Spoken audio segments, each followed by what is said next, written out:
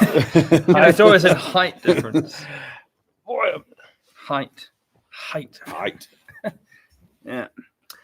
Technically, I think we're live now. That's all. We don't have a sound guy now. Somebody go and he's trying not to die on a bike. Go on there and just see if there's any sound and what the sound is like. Jarrod is on it. Get on it. Jarrod. I can't see myself. Oh yeah, there we go.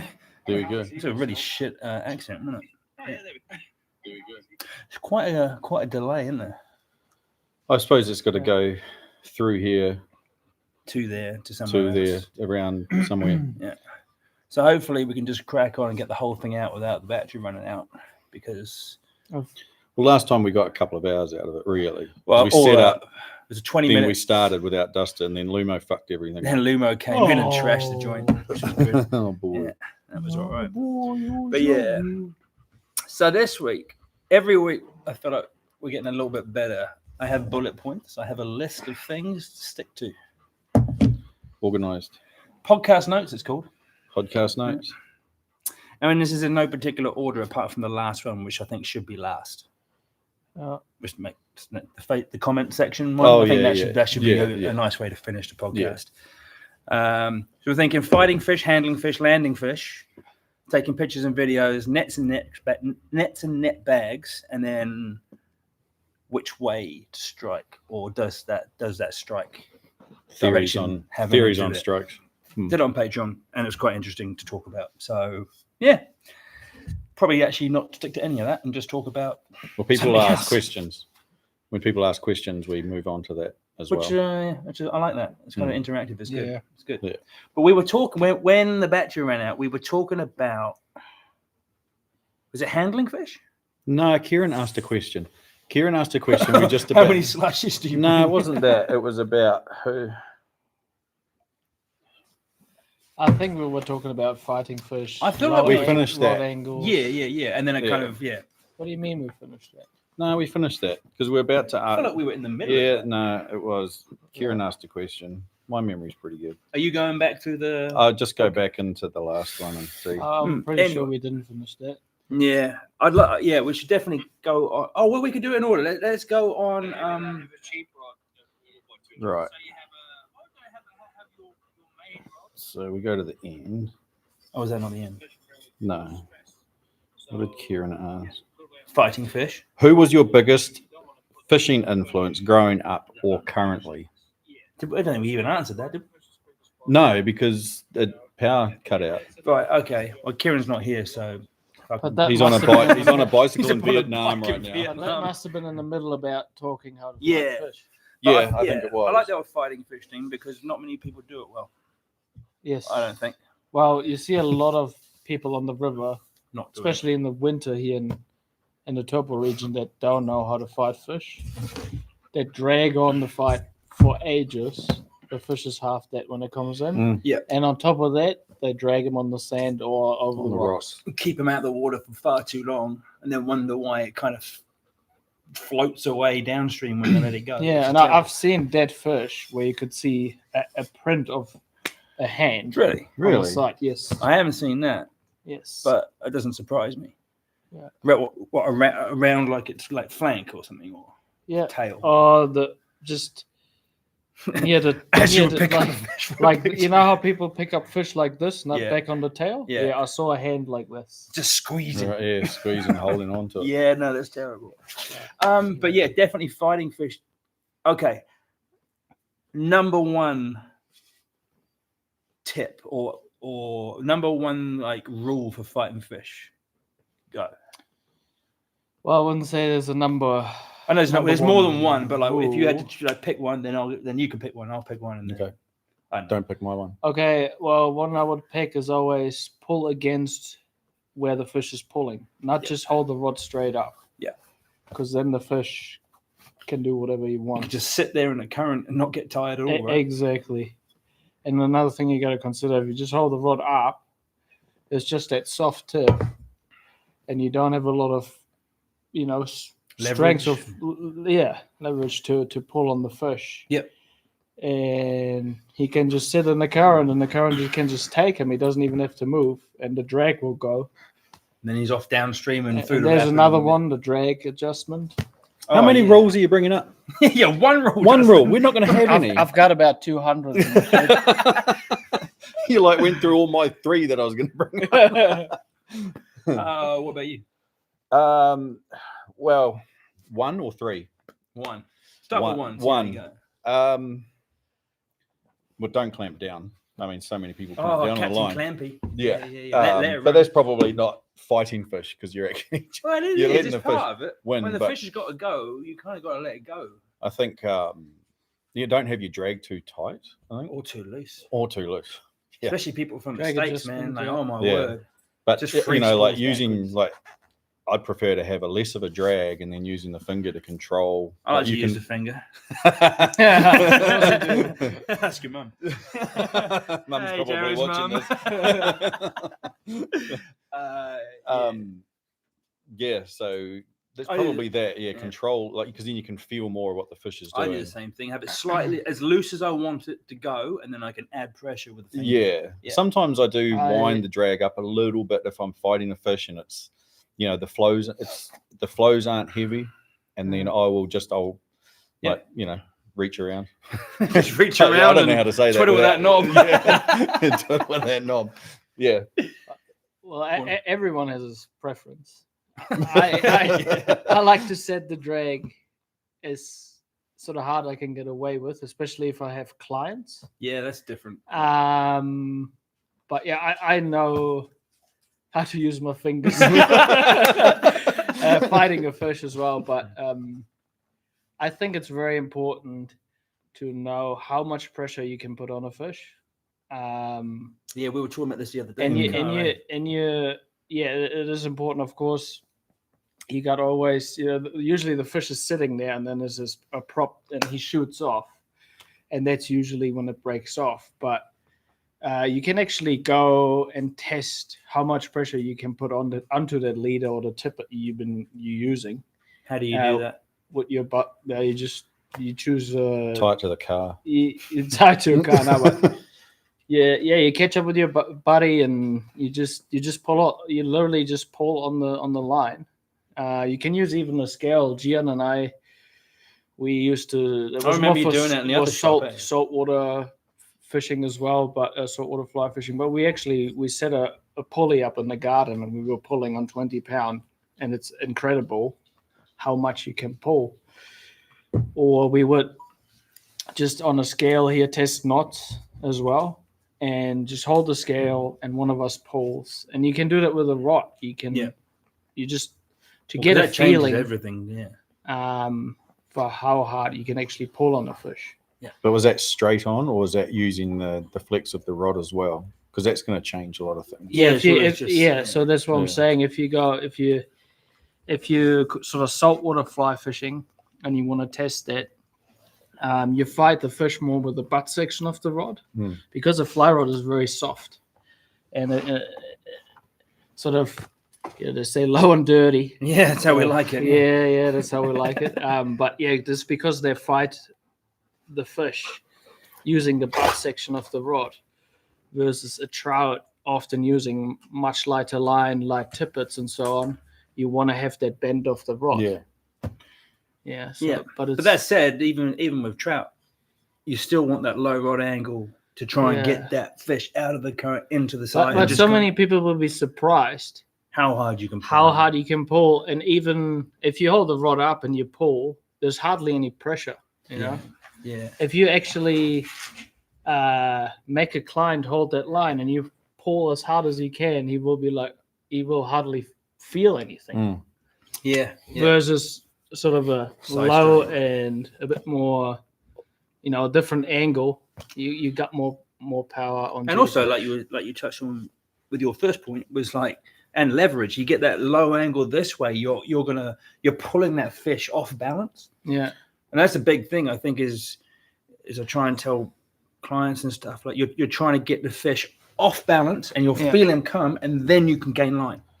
or you can get his head up, or both. I think it's then he'll go in a different way. Then you've got to get him off balance again, and then you can gain some think it's also different if you get it closer to the rod tip. You know, especially if you've got someone netting for you. Yeah, you want to like sort of lift up and get that, not the head out of the water, but just like change that balance point. Once you're into that last stage, then it's very much off balance head up. Off balance head up. To get that fish to turn over. And we've been talking about low rod angles a lot, and I don't want people encouraged just to do low rod angles because it's got to be both.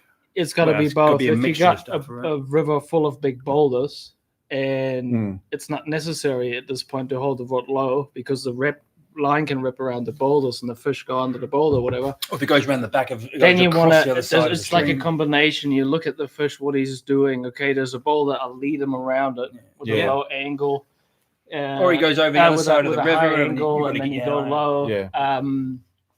There's all these things that come into play, but generally speaking, looking at the river and the flow, the calmest water is always on the bottom, or 90% of the time always on the bottom of the river. So if the fish is in a strong current and you hold the rod up, you expose the fish to the strong current. Yeah, he doesn't even have to do much. The current will just body and drag him. Yeah. And you get nowhere. Yeah. And the other thing as well is where I can, I like to try and get myself at least opposite the fish, if not downstream of it a bit. Yeah. A low rod angle, so then the fish is then fighting the current and you.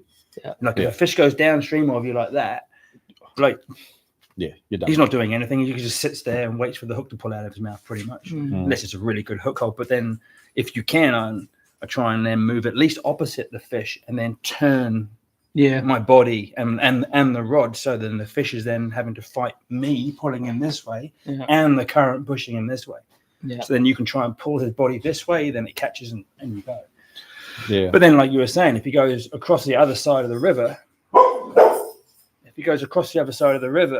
and there's big boulders over there, or even if he just goes across the other side of the river and then you've got all that fly line in the water and then going down, I try and get all that fly line out the water to try and reduce the tension on the knots, and then potentially then go from there, Yeah. So like you said, there's a lot of different things. There isn't just one case scenario for anything. Nah. I've also seen the line, like you see a fish jump, but your line's that way, because obviously there's, the current has pulled your line around, so you're actually fighting the current. Yeah. So maybe you do want to lift it up and try to get that line out of the water some, and then save your knots too. Yeah, generally if the fish runs downstream and it runs down and it's straight below you, even in heavy current, chase it. If you can. Often you can't. Then I like to hold the rod low and the same amount of pressure. If you keep the same amount of pressure, they will just swim back up. Yeah. Most of the times they just swim back up towards you. Even to the point where I'll put the rod tip in the water. Put the rod tip in the water. Absolutely.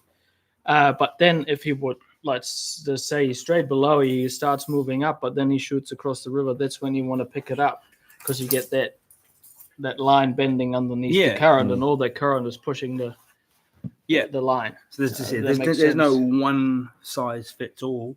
It's just but if you're always thinking about, just like you're saying, you got to try and work, I guess, almost against the fish. Yeah. If you just do this, then the fish just does what he wants. And the fish is start in front of you, is pulled to the right, you pull to the left. Yeah. All of a sudden, you will see he will swim the other way, and then you change your angle. But that doesn't mean that you're just sitting there doing this. It has to be the right timing. Yeah. And that just comes with experience. Absolutely, yeah. I think another thing is it's good for people to take note of, if they've got a foul hook fish, how it feels in the water when they're trying to fight it.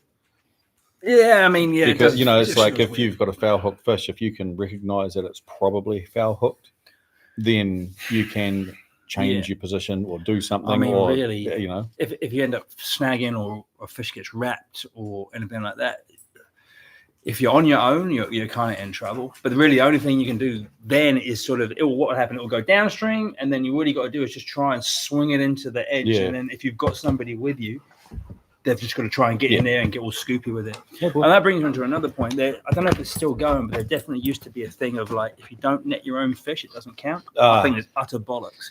If there's someone there to net your fish, they should absolutely net your fish. Yeah, you shorten that fight, which is only a good thing, right? Yeah.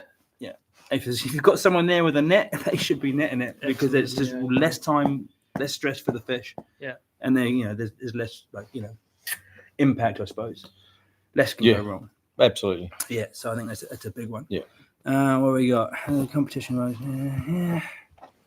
Fight them hard. Yeah. Fight them hard. That's the thing. Get them in the net as quick as possible. They should be in the net without needing too much time to recover. If you keep them submerged for the most part, if you're not getting pictures or videos, don't take them out of the net at all. Don't even touch them. Yeah. Just don't even touch them. Especially with barbless hooks. Generally, once the pressure's off, by the time you go to unhook them, the hook 50% of the time. 50% of the time, and then just let them go. But if you do need a picture or whatever, and again, if someone's there with you, you can have somebody just looking after the net while you get your camera out, whatever you need to do. And don't take them out the water until that person is ready to press the button. Okay, how are you going to sit? Okay, sun's going to be here. You're going to hold it out this way. Okay, sweet. You can get yourself in position as a cameraman and wait and be, I'm ready to go. And then it can be out the water. I work on 6 seconds max. Yeah, same. And then back in the water and let it go. Yep. And the fish should literally, as soon as you let go, it should be gone. Yeah. If you're sitting there kind of trying to nurse this thing back in, you've done something very wrong. I want to touch on something as well before I forget it. In the summer when it gets really hot, water temperatures increasing, I see a lot of people fighting a fish and then they go to a calmer spot where there's no current to release the fish, which is actually the wrong thing to do. That's a good point, actually. They kind of want to rest the fish or whatever. Yeah. But the fish, during the fight, they'll build up lactic acid. Just like we do in the gym, man. Yeah, and to get rid of it, they need oxygen. So you actually want to hold the fish in the current, where there's lots of current. Not the super fast water where they're going to get, but a good amount of bubbly, you aerated support them, water, right? Yeah. You support them, and if you ever struggle, I've had that in the summer. A client catches a fish and he struggles to fight him. It takes a while. I go in that hard current, but I support him, and then when he starts kicking, I lead him underwater back to the slightly quieter, and then he will usually move, and I watch the fish for a while. That's a good point. Yeah. I think that's a good idea. And sometimes I'll park up just in front of a rock or behind a rock and be like, whew. Yeah. But you just kind of keep an eye on them and make sure they're good, and then they'll saunter off. I think that's generally speaking, browns are a bit hardier than rainbows. Rainbows need more oxygen. They tend to, Yeah. But, and I mean, often you see browns sit in super skinny water where there's hardly any current, and they're fine. Seen them with their back out of the water. Versus the rainbows, they're usually in the faster water in the summer when there's a lower oxygen level in the rivers. It's going back years, probably. I don't even know. Probably 5 or 6 years ago. I did a video on. So what I did was I found some raw footage, some chest cam footage of me hooking a fish, fighting it, and landing it and getting to the net. And I think it was about maybe a minute and a half. Oh, you did the jumping jacks and jumped in the water, didn't you? So then I took that time, and then I went down to the lake edge here, and then I did burpees for the same amount of time. And as soon as I finished my burpees, I jumped under the water to see how long I could hold my breath for, as in to try and emulate or simulate. A fish has just spent 90 seconds fighting for its life, and then you hold it out of the water or you drag it up on a beach while you're unhooking it. What that might be like. And I lasted 3 seconds, and I thought I was going to die, and I nearly did. 3 seconds, man. And just to try and highlight what you're trying to do to the fish.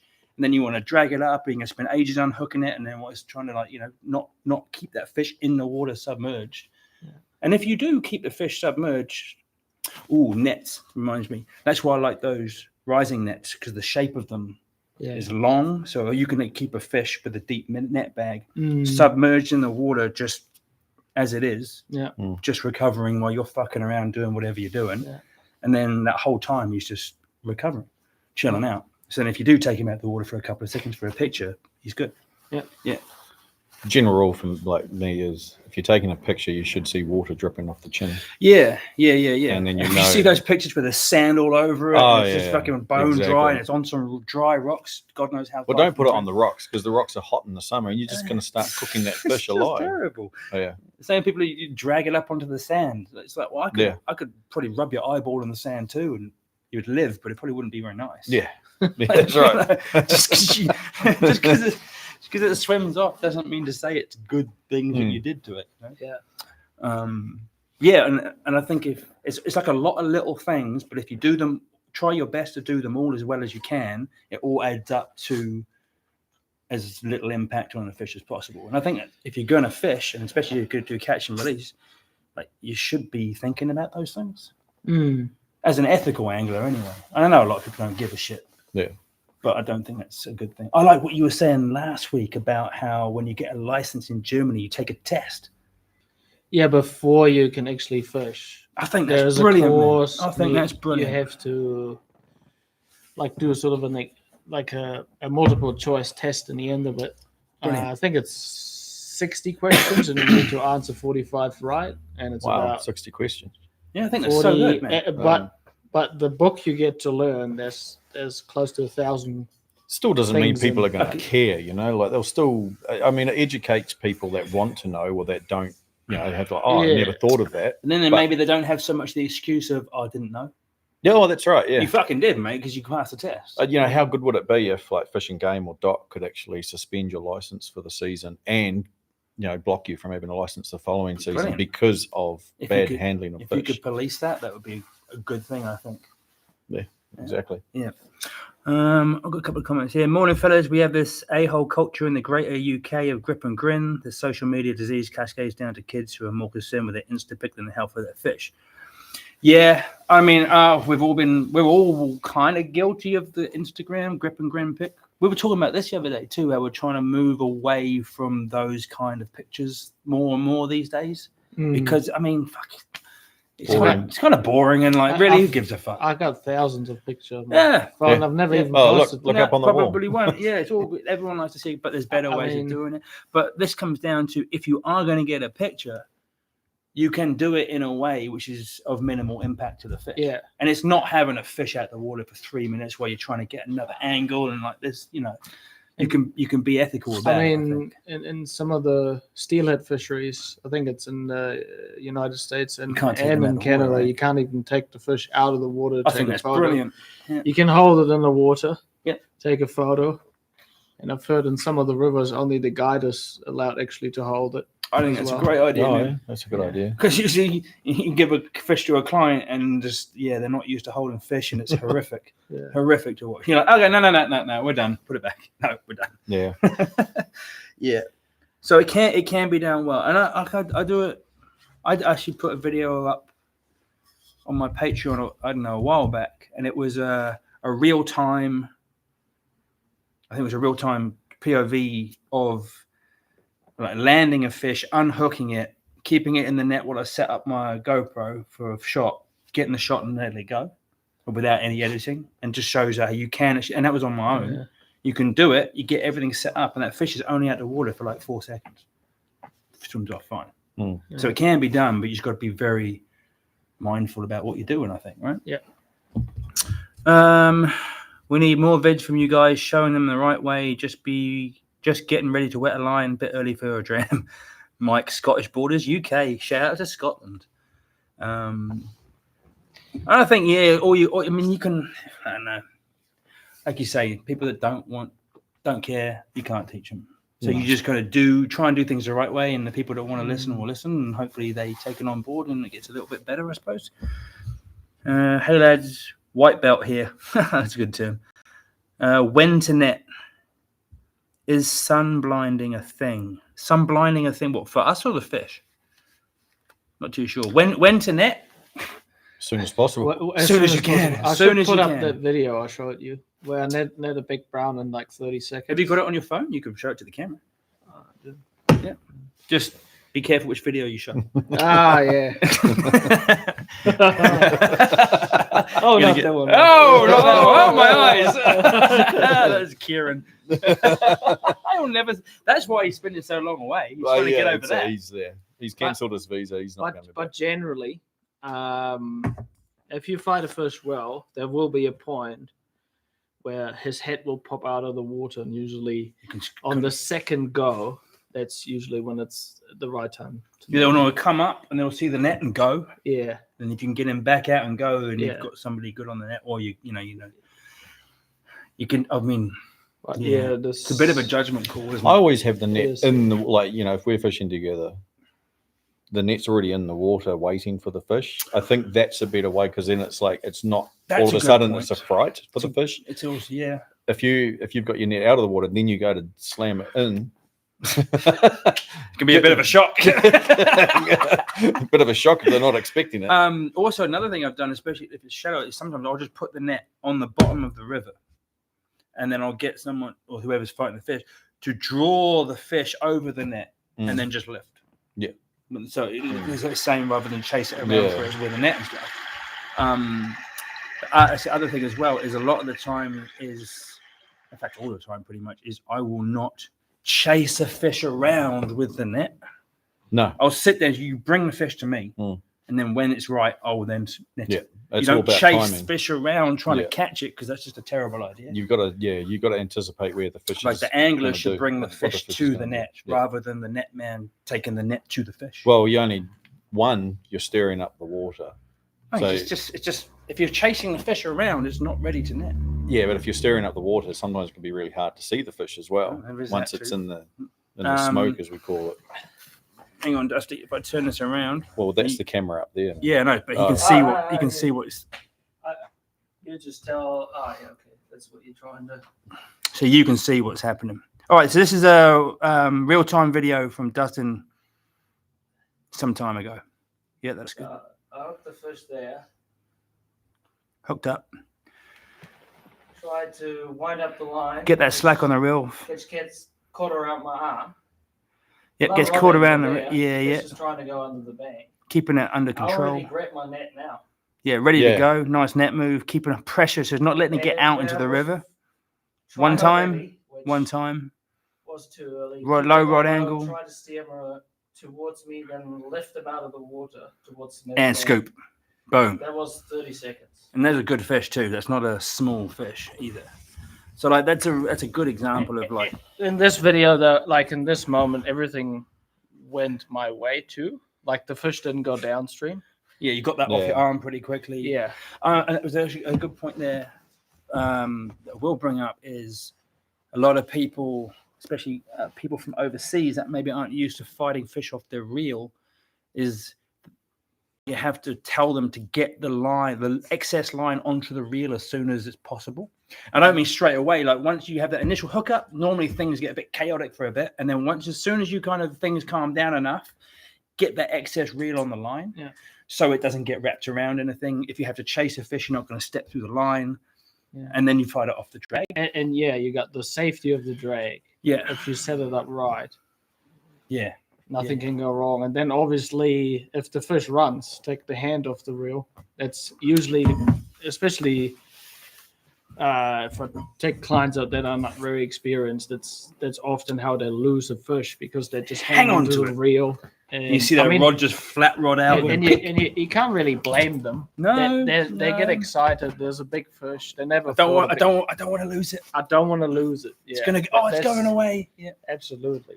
And that's what I tell clients too. It's like once that line's on the reel, I say to them, if at any point you feel like the fish is getting out of here, just get your hand off the handle. Let it go.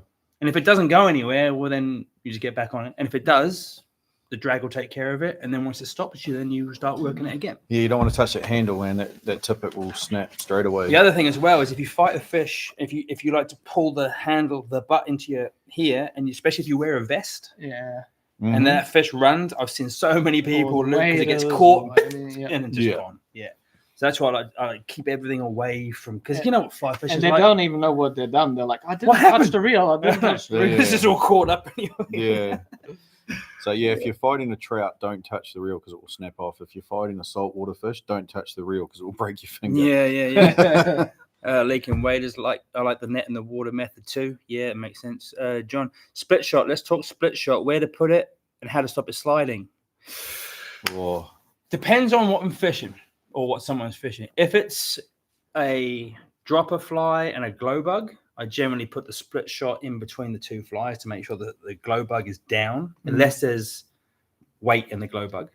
But you could also shorten the distance between your glow bug. I don't like that so much because I find with a short distance, and this is actually, no, I don't find, this is my theory on a short section between both flies, is if the fish eats that, this dropper fly is more likely to get caught up in the dorsal fin and snagged than if it's a bit longer and behind the fish. But it needs to be significantly longer to not catch up because...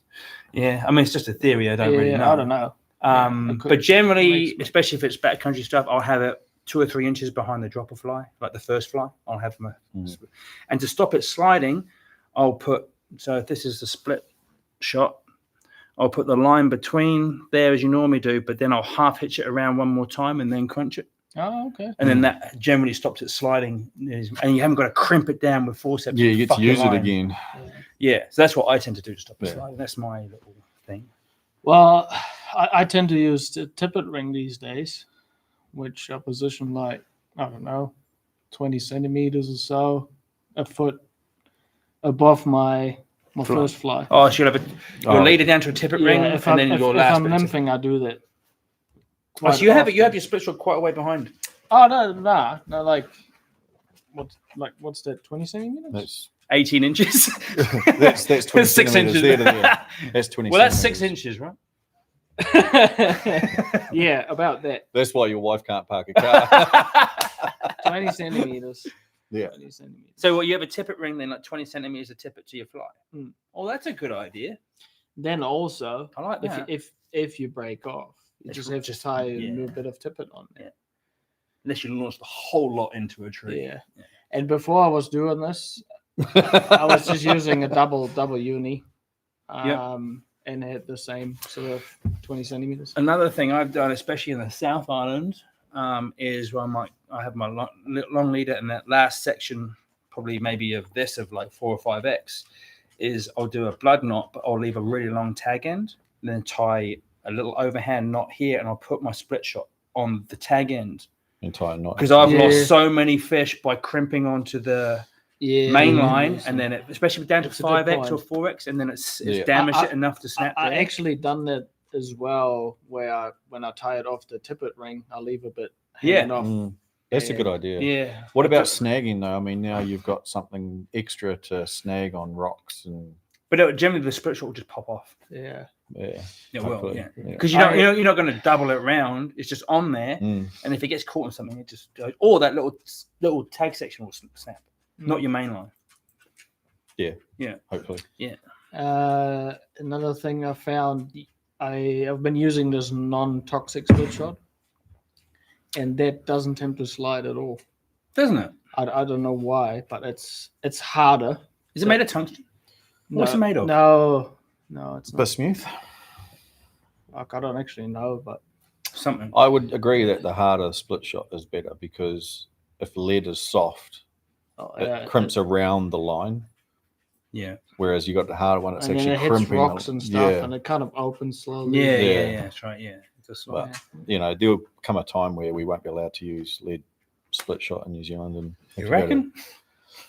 I don't know. New Zealand's not that great as far as all that shit goes. It's not. It's not. It's only going to take someone to go. There's lead. Could make anglers angry. That won't change that. No. Yeah. Well, they did it for duck shooting. Well, good point. Use it for years and then change. To steel. Hopefully, I would encourage it. I mean, I don't. Where do you get your non-toxic? Loon does it. Orvis does it. There's a few brands. Do you sell it here? Because we have it. Well, is it up here? We used to have it. I don't know. You say we like you still work here. I don't work anymore, so it's probably not there anymore. I think in some. No, I can't see it at least. So. Some states in the USA are tin, That's a shame. or like they're non-toxic, but people use tin. Yeah. But I feel like tin you need bigger split shot if you're using tin. It's not as heavy. It's not as dense as lead. I mean, I used to do that back in the UK when I was a kid. But anyway, the question was where to put the split shot. Yeah, and stop it from sliding. Anywhere between, I guess, 2 inches and what? 4 inches. I always go about 4 inches above the fly. Yeah, I mean, you don't want to have it too far away from the flies because then it doesn't it doesn't actually add to the weight of getting your flies down. But you don't want to be too close to change the presentation. You don't want it too close, so there's a massive piece of split shot right next to the fly. So yeah, but I don't know, that much ish, I would say. Loon pack super hard and crack sometimes. Yeah, but I mean, like split shot falls off all the time anyway, so it's just one of those things, right? It's a consumable. It's like glad you're enjoying it, bro. What? It's a consumable. Yeah, I mean, it's just one of those things, you know. You're banging it across the bottom on rocks and getting it caught and casting back and forth. Sometimes you cast it and then you go, "Oh, this feels different," and you all of a sudden, I did that. No split shot. I did it the other day. I was bang, and all of a sudden I'm like, yeah, I'm fucking casting really well. I was like, hang on a minute. Yeah. And you can also tell a lot of the time by like when you see the flies land, you kind of get used to seeing the splash. Yeah, I always go like, if I've got 2 flies and split shot on, I should see 3 splashes, or at least a good amount of. Like, and if I see 1 splash, I've tangled up. Yeah, or you've lost your fly. Or I've lost everything. Yeah, exactly. So yeah, that's a big point. So okay, before we go on to split shot, what were we talking about? We were talking about fighting fish. Fighting fish. Net shape. It's not going to have a rising one, but personally, I prefer this kind of shape, like an elongated shape, as opposed to like more of a rounded shape. Because like I said before, especially if you have a decent fish, which you have a lot of here, if you can rest that fish in the water and it's not all kind of curled up like this, I feel like it's more natural for a nicer place for them to chill out. And also making sure that you have a net big enough. You get some people come from overseas and they have these tiny little nets that are like this big, and you're like, well, don't bring that, mate, because like that's not worth it. And the other big thing as well is making sure that your net bag is deep enough, because if you have a big fish in your net trying to sit there, especially if you have a lively fish and your net bag is really shallow, every time it struggles, it pops out of the net again. You know, another theory I have. I had some testing for Orbis and stuff, and the net bags were like this shallow, and it was horrific.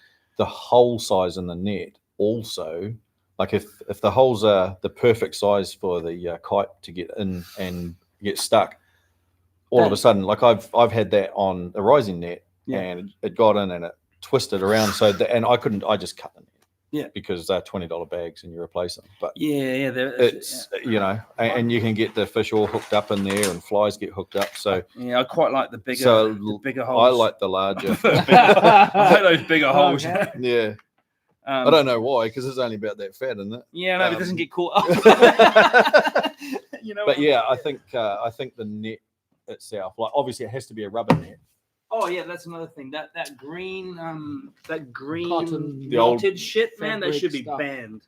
Yeah. That's horrific. That stuff that you bought in the 40s and 50s. Yeah, and often you can see people like weigh the fish in the bag, and the bag just twists up, and the fish gets like all squashed. It's horrible, man. And you know, like those green knotted that's things. What I mean. You know, they stink of slime. Well, it's because it rips all the protective slime off the fish. Yeah. Yet these things, they never smell because it's better for the fish. I even went as far as just like, especially I don't think it's really a thing, but like I got white rubber mesh because clear, but also because like my thought was if you're walking around, black heats up. So if you're walking around for hours in the sun, and this is heating up, and all of a sudden you whack it in the water onto a fish that could potentially, I don't know, be harmful to a fish. I don't know. There's another theory where the clear net doesn't spook them so much. There's that too. I don't know I mean, you're getting a bit into it there, but like, I don't really, as long as it is rubber coated, that's got to be a good. That's there's got to be that, I think. And then think about the shape of your net handle, because I think that's a really important thing. Anyone? Well, you said handle, but the hoop. Sorry, I thought you said who. That's the hoop. That's the handle. Yeah, sorry. Net 101. Thanks, Jared. Yeah, you're welcome. No, anytime. Yeah, I think that's really important. And then just for that sort of, got to think about. I mean, obviously, if you're fishing somewhere where the maximum fish you're ever going to catch in a year is, this big, you can get away with a smaller net. Yeah. But somewhere like New Zealand, where anytime you go fish, you could potentially catch a 5-6 pound fish.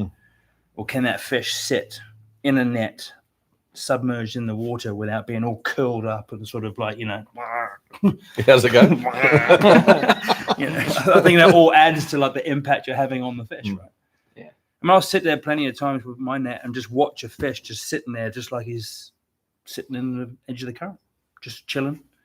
You pick it up, pop it back, and he just swims off. It's relaxed. Oh, dude, that last trip we had, we caught the same fish within 20 minutes. Oh, yeah. It's because because you just do things right, and then the whole fight to the, in the net, everything. Like, obviously that fish was, a lot of people say that a fish will be hook shy or like shy of anything for 24 hours. Usually they are. Like if I got stabbed in the face with a hook, I'm pretty sure probably not going to fucking eat anything for a while. I'd be a bit upset. Yeah, exactly. But that fish wasn't. Was it one of those pellet fisheries where you guys go? Oh, don't give away our spots, Dustin. Pop down the old trout hatchery for a cheeky session, a couple of hours, So I think that's. I've seen enough of it now where I think you can do things well enough that the impact is minimal. Yeah. And again, I'll come back to there's nothing on the list, but barbless hooks, man. Crush your barbs or fish barbless. Those fish barbless. Like it has. I mean, everybody tries not to, but you do sometimes bust a fish off. Yeah, but you can bust a fish off on a barb as well. Oh, absolutely. But then once that fish is swimming around with fucking shit hanging out of his face. Yeah, for saltwater fish, it's going to rust out in a few days. But even then, why give it a few days? But yeah, exactly. There's no, if it can just drop out. That's right. I would say immediately. And I guess I base it off the amount of times I go to unhook the fish and the hook is already out because the tension is off. Yeah. And then people are like, oh, I don't want to lose fish. But I feel like if you fight a fish properly, it doesn't actually make that much difference. Maybe you might lose the odd one. Maybe, but you lose fish on a barb hook. Yeah, exactly. Yeah, exactly. It's the people that don't know how to fight fish that are then going to be, I lose more fish. Well, you need to then upskill, or maybe. I have to say, like a lot of the modern hooks, they have like micro barbs, it's much better than what they had back in the day. Oh yeah, I remember those from carp fishing back in the UK, micro barbs. Yeah, those massive barbs, like on those Taupo spinners and stuff. It's crazy. And I'm sure you have. I mean, I had it for plenty of time. I remember one particular one where I was guiding, and my client had a big Wumpfer from Cat 3. Those big cicada flies. Size 8. Huge thing. And luckily, they're barbless, luckily. What's the matter, boy? What's the matter? He's bored. Oh, why don't you come and get on the chat then, mate? Give us your 2 cents. What's going on? Get on the chat. And then he did a back and then as he went forward, that thing went into the meat of my hand, like up to where the body material starts. Yeah.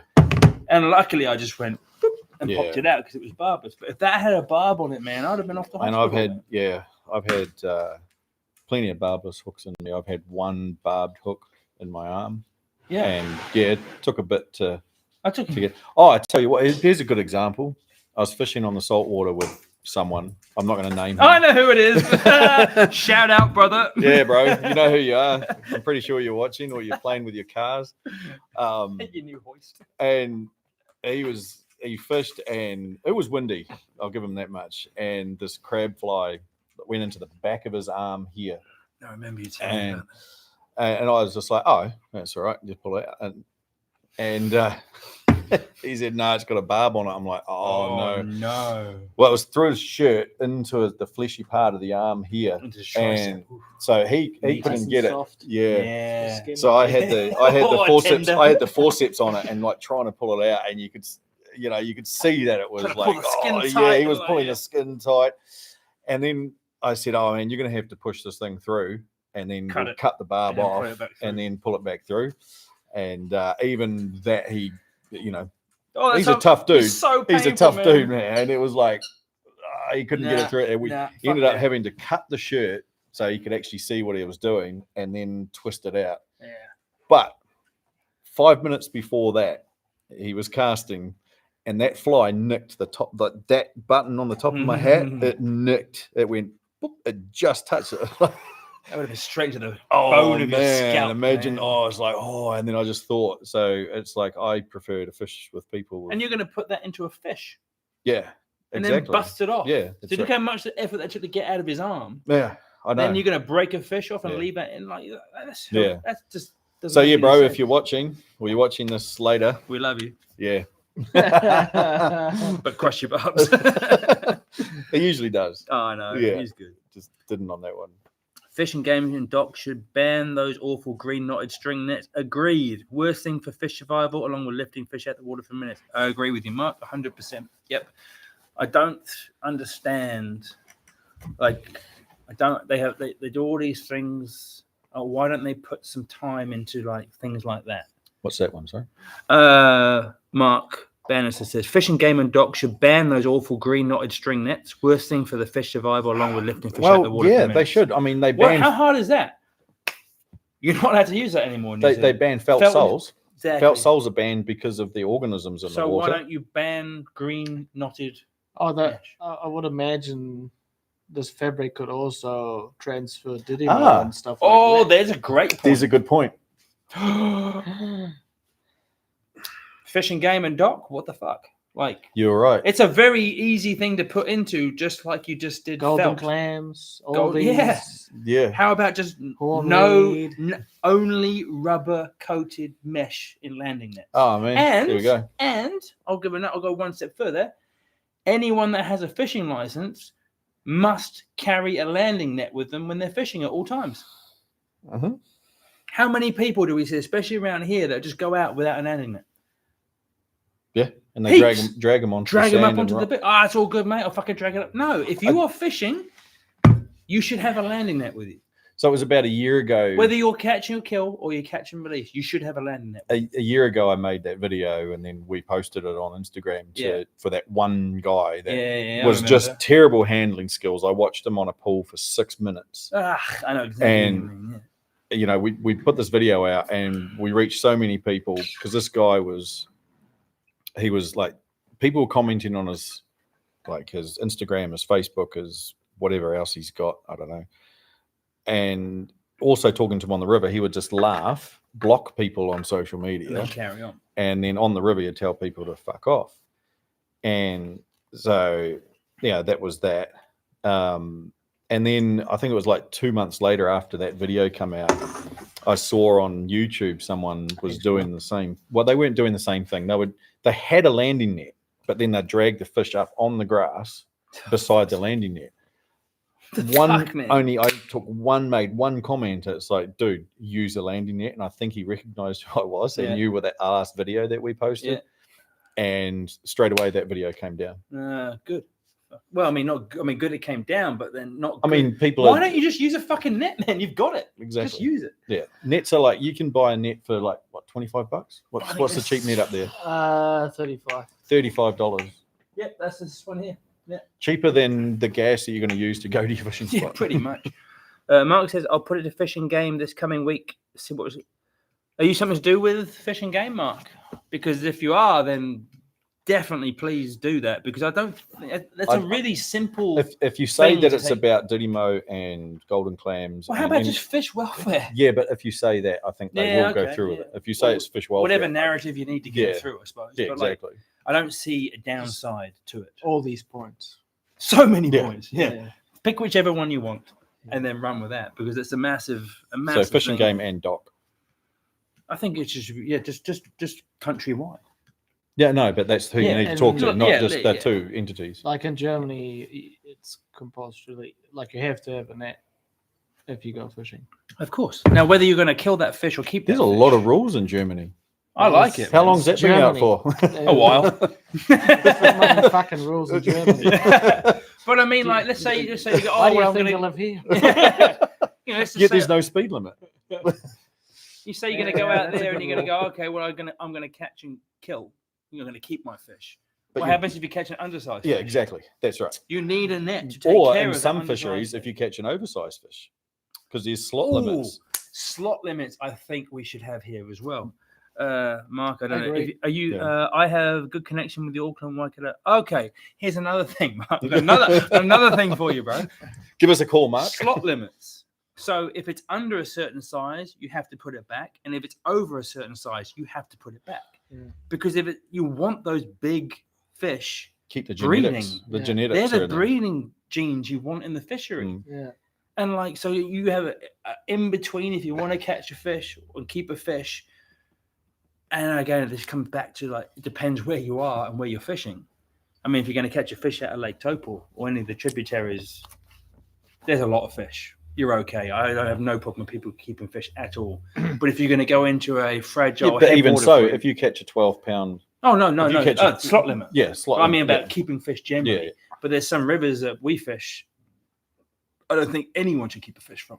No, absolutely not. Because it's too fragile. There's not that many fish. If everyone that fished there, or some sections, there's not many people that fish there. But if that place got discovered and everyone that fished, if one fish a day, one person fished every week for the entire season, so 20 weeks, 26 weeks, everyone kept a fish, that would wreck the system in a day, in a season. Yeah. It would take a decade to get back up to where it's at. I don't even know, man.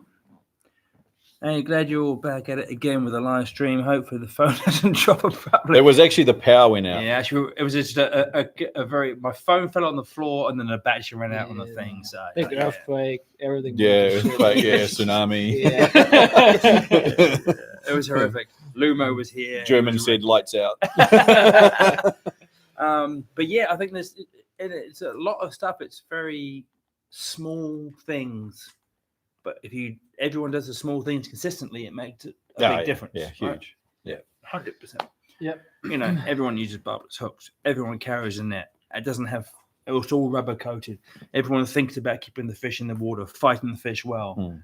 I talked to somebody from Dock years ago. They said, would you be interested in would you talk to people about handling fish? And I was like, absolutely, I would.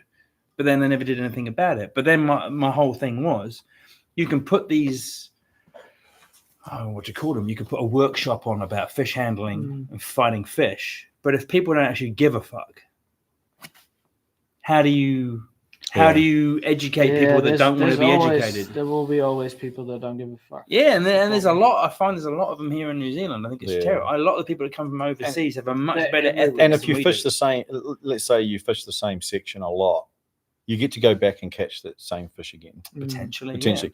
I swear, on let's say the main beat that we always, like a lot of us fish, the one I'm talking about, that we always talk about, is it like the second pool up, not the confluence, but the second pool up, there's a hen in there. And I swear from every video that all of us, the 5 of us that have fished it regularly, have caught that same hen. Because it's always like one that's like the pool beforehand. If it's my turn if it's your turn to fish, it's like, I want you to catch a fish in here because then I get to fish that pool. I swear that's the same hen that we've all caught. Definitely happens. Yeah, definitely happens. I've caught the same fish. Oh, sound checks here. Oh, sound man's here. Mark said again, what is your view on one stopping fishing when the river temps rise above 19 degrees, as has happened in the US recently? I think it's a great thing. It is a great thing, yeah. So there's a lake. Lumo, stop it, mate. It's just our sound man. It's okay, bro. So there's I'll bring it back to a lake that we fish somewhere near here. Now, it's an interesting one because Dock have control, or they have the authority or whatever. They control that, like the things there. So I agree with, if you monitor a fishery and the lake temp or the water temperature gets over, was it 19, 20 degrees? I feel like that's a good time. It's a good that you go, nah, don't fish this anymore until it drops below. I don't know what happened because I don't know much, but I know what happened is Doc took this theory, but instead of just saying we'll have somebody monitor the lake temperatures and when it goes above 21 or whatever it was, we'll shut it down until it drops again. They went, aha, February is the hottest month of the year every year, and then except this year. You can't fish it in February. And the previous year. Yeah, and probably fucking the year before that. Yeah. But they basically said February is the hottest year. We're going to shut the lake down for February, and then you can fish every other month. But well, that's obviously fucked because that just makes no sense at all. So I don't know who made the decision or why. When you could just have somebody go up there and monitor the lake temperatures, and when it goes above, they just shut it down until it drops below. I think it's a great idea, but I think it has to be done the right way, which obviously they haven't done. I was at the fishing club. Did you go to the talk? Had a talk there, and we all wanted that they shut the lake as soon as it gets over the 20 mark. Yeah. And what they were afraid of is that people that travel here from all over the world travel there to just fish that lake, and then they can't fish it and they're upset. Who gives a fuck? So what I said is, if they love fishing this lake, they will understand that we have to protect the fish. And they have no problem with it. I think that's why they went and just did that month, because it's the hottest month out of the year usually. We had a cyclone in February a few years ago. And I don't agree. The worst month ever. I don't agree with what they did at all. No, I don't think many people do. They should shut it when it gets above 20. They should measure the temperature, and it goes over that limit. And how hard is that? You get a ranger to go up there every day. Well, you don't even need a ranger. You have a system in there that's measuring all the time and feeding back to like a river level thing. Like the river level thing that we look at all the time. They do that in Canada and some of the lakes in the US. Worldwide, the states everywhere. It works. No one is upset about it. What happens if the heat waves in March or January or December? Everyone's still fishing the fuck out of it, and fish are dying. Yeah. Yet February comes and it's a freezing cold fucking February, rains all the time, and no one can fish it. Doesn't make any sense, man. So take that to fishing. Oh no, fishing game is dog. There's dog. Doesn't matter. Don't want to stand down. But like they took a really good idea, and then they just fucked it. Yeah. Like I don't understand what's going on. Who's making these decisions? It doesn't seem like it's an angler to me, because anyone that actually that's an amazing fishery. It needs to be looked after. Anyone that gave a fuck about it would be like, oh, absolutely. If it's over that, we don't want to fish it. We were there 3 days ago, and look at the quality of fish that were in there. And let's be honest, there's a lot of other water you can go and fish. If you kind of get here from overseas, if that's what they're actually worried about, and it's like, no, I'm sorry, the lake's closed. There's so many of other places around this area. Somewhere else, man. It's okay. There's other lakes, there's other rivers, there's and even if so, you could have the temperature of the lake online, and people that want to come, they already see. Okay, they might be already, they have the trip booked, whatever. They see that, but they can hatch a plan and make some different. But I mean, we've all fished overseas. We've always gone over. You can book the trip, but then the weather is the weather. The conditions are the condition. You can't control that. Yeah. You book the trip and you go and you hope for the best. But if the weather fucks you, then the weather fucks you anyway. There's probably about fishing, man. 50 lakes within 2-hour drive. Yeah, go east. Go east. There's plenty of lakes over there that's going. You can fish. It's mad to me. And a million rivers. So. I completely stopped fishing the rivers like the Colorado River all summer here because of the river temps. Went to 10,000 feet in elevation to the Alpine Lake and creeks to fish much colder. Exactly, there's other places to go. Yeah. It might not be your preferential fishing spot, but if it's for the good of the fish and the fishery, then And if you're any kind of angler, then fucking who cares? And most decent angler, in fact, I bet all decent angler will respect it. 100%. And it gives you an opportunity. Happens. Gives you an opportunity to go and fish somewhere else and discover some more water. I'll come back next year and hopefully it's exactly. That's like me. It doesn't make any sense to me. That's just. I would like to have a conversation with the person that actually made that decision and actually ask them why. Yeah, but you know what that person's going to say to you? Get fucked. Because they're probably a bureaucrat that doesn't actually fish. Yeah. And why the fuck are you making those decisions? Because they've been assigned that role. Makes no sense to me at all. Yeah. Hey, sound guy. What's going on? Do you want to be a sound guy? How was the boat? That was the boat. Good. Pretty rough. Sound guy's getting a beer. Yeah. Oh, sound guy's getting a beer. Hey! Oh!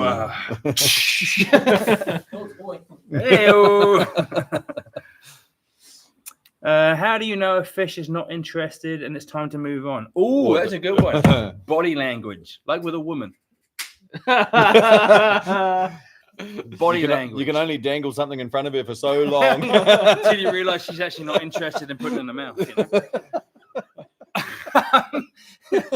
So if you spend enough time watching fish, you can really see, like, for example, you can turn up a spot of fish and he's happy, he's moving, he's eating, and you watch him for a while and you can see he's just like doing his thing and he's kind of happy and relaxed and swaying and moving out. You can put, you could be one cast over him.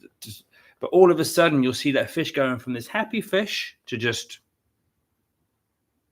and very often you'll see his pec fins out and he'll just kind of stop moving. And as soon as that happens, just keep walking. And there's so many, it's quite, you'll have had this, or you're not you, but you'll have had this, like you'll have a client go, but he's still there. I can still see him. It's like, no, dude, no, that fish is done, man. That's when you take a rock and throw it. It's gone. He's gone, yeah. No, I'm joking, but body language is the big one. You can watch a fish be happy, and it can be, I've fucking done it in one cast. You put a fucking drift past him, and he might go, and then all of a sudden, he'll just go, and it'll just change, eh? Yeah. It'll just change. Like something will happen and it'll go from like a cool, relaxed fish to just something. And generally a big indicator, it'll probably his pec fins out and it'll just stop. It'll just stop moving. And then you can keep fishing to him, but fuck man, like you're just waiting. That's obviously there'll be an exception to the rule, but in the most part, once a fish stops doing that, just keep going. Go find another fish. Yeah. Like that's probably the biggest thing for me. I agree. Yeah. Body language. If you change your flies enough, like maybe you'll make a mistake, but I've done it before. Fish of 1,000 casts, and then you catch it on the 1,000. Just keep walking and go find another fish. Look for an active fish. Do it. Yeah. Just be better. Well, sometimes they are active, and they're just not eating what you're throwing at them. Well, then you keep trying, unless the fish locks up. There we go. Hang on, here we go. So, good morning from Sweden. Helvete. Here in Sweden, we have a local fishing committee who monitor water temperatures across the entire area they're responsible for and can shut down the waters if necessary. Sweden have it going on, man. You got to figure it out. Dude, you have hot women and you have great ethics. Really, I fucking like Sweden, man. Yeah. Mark again, rivers are recorded by regional councils to show temperatures go above 19 degrees throughout summer to midnight. Good anglers know this, and the internet has so much information now, so no excuse. Yeah, it seems very easy to police, eh? Like you put something like that in place. Once the temperatures go up, that's it. No fishing. Yeah. It's not even it wouldn't be a big effort for them to do. Or expense. Well, that's where I'd rather. It'd be cheaper than getting someone. I would rather my license fees go towards that. I mean, I just bought the fish and game license. 156 for an adult season. You know what that probably goes to? Is flying fucking people around the country for AGM meetings. Yeah. And feeding them. So what? Because we've got two license systems here. We've got the fish and game, which is 156. What's a dock license now? What was that? 116. So you're looking at 200. You know where most of that goes. 105. 105. 105, is it? Are you sure? No, it's more than that. It's more. It went up. I think it was $116. Either way. Anyway, you're looking at $260 a year for us in New Zealand to have both licenses. Most people don't need a Taupo license unless they come here. Yeah. But even so, like, put that money towards a system like that. That's where I'd rather that money. Fuck yeah, man. Fishery. Put it into the fishery. The latest Taupo fishery focus list, bad manners is a concern for anglers on the 3 rivers. What do you consider bad manners? Well, just being a dick, really. I would say. Just being a fucking dick. I've seen on the Tongariro they put up signs as well, like about the etiquette. Have you seen it? Yeah. Oh, what new ones? I don't know. Or just like, getting in. They've been there for a few months. Oh, okay. So quite new. Yeah. No, I haven't fished much through winter at all. Yeah, so they put this. I can't recall what it exactly. Just fucking bad manners is bad manners, whether you're on a river or you're not. Just don't be a fucking asshole. Yeah. If you get there and someone's fishing, just go and have a chat. Just dude, what are you up to? You fishing up? You fishing down? Do you mind if I jump in here? Or jump in below what are you up to? Most people, they're pretty good. Most people are fucking great, man.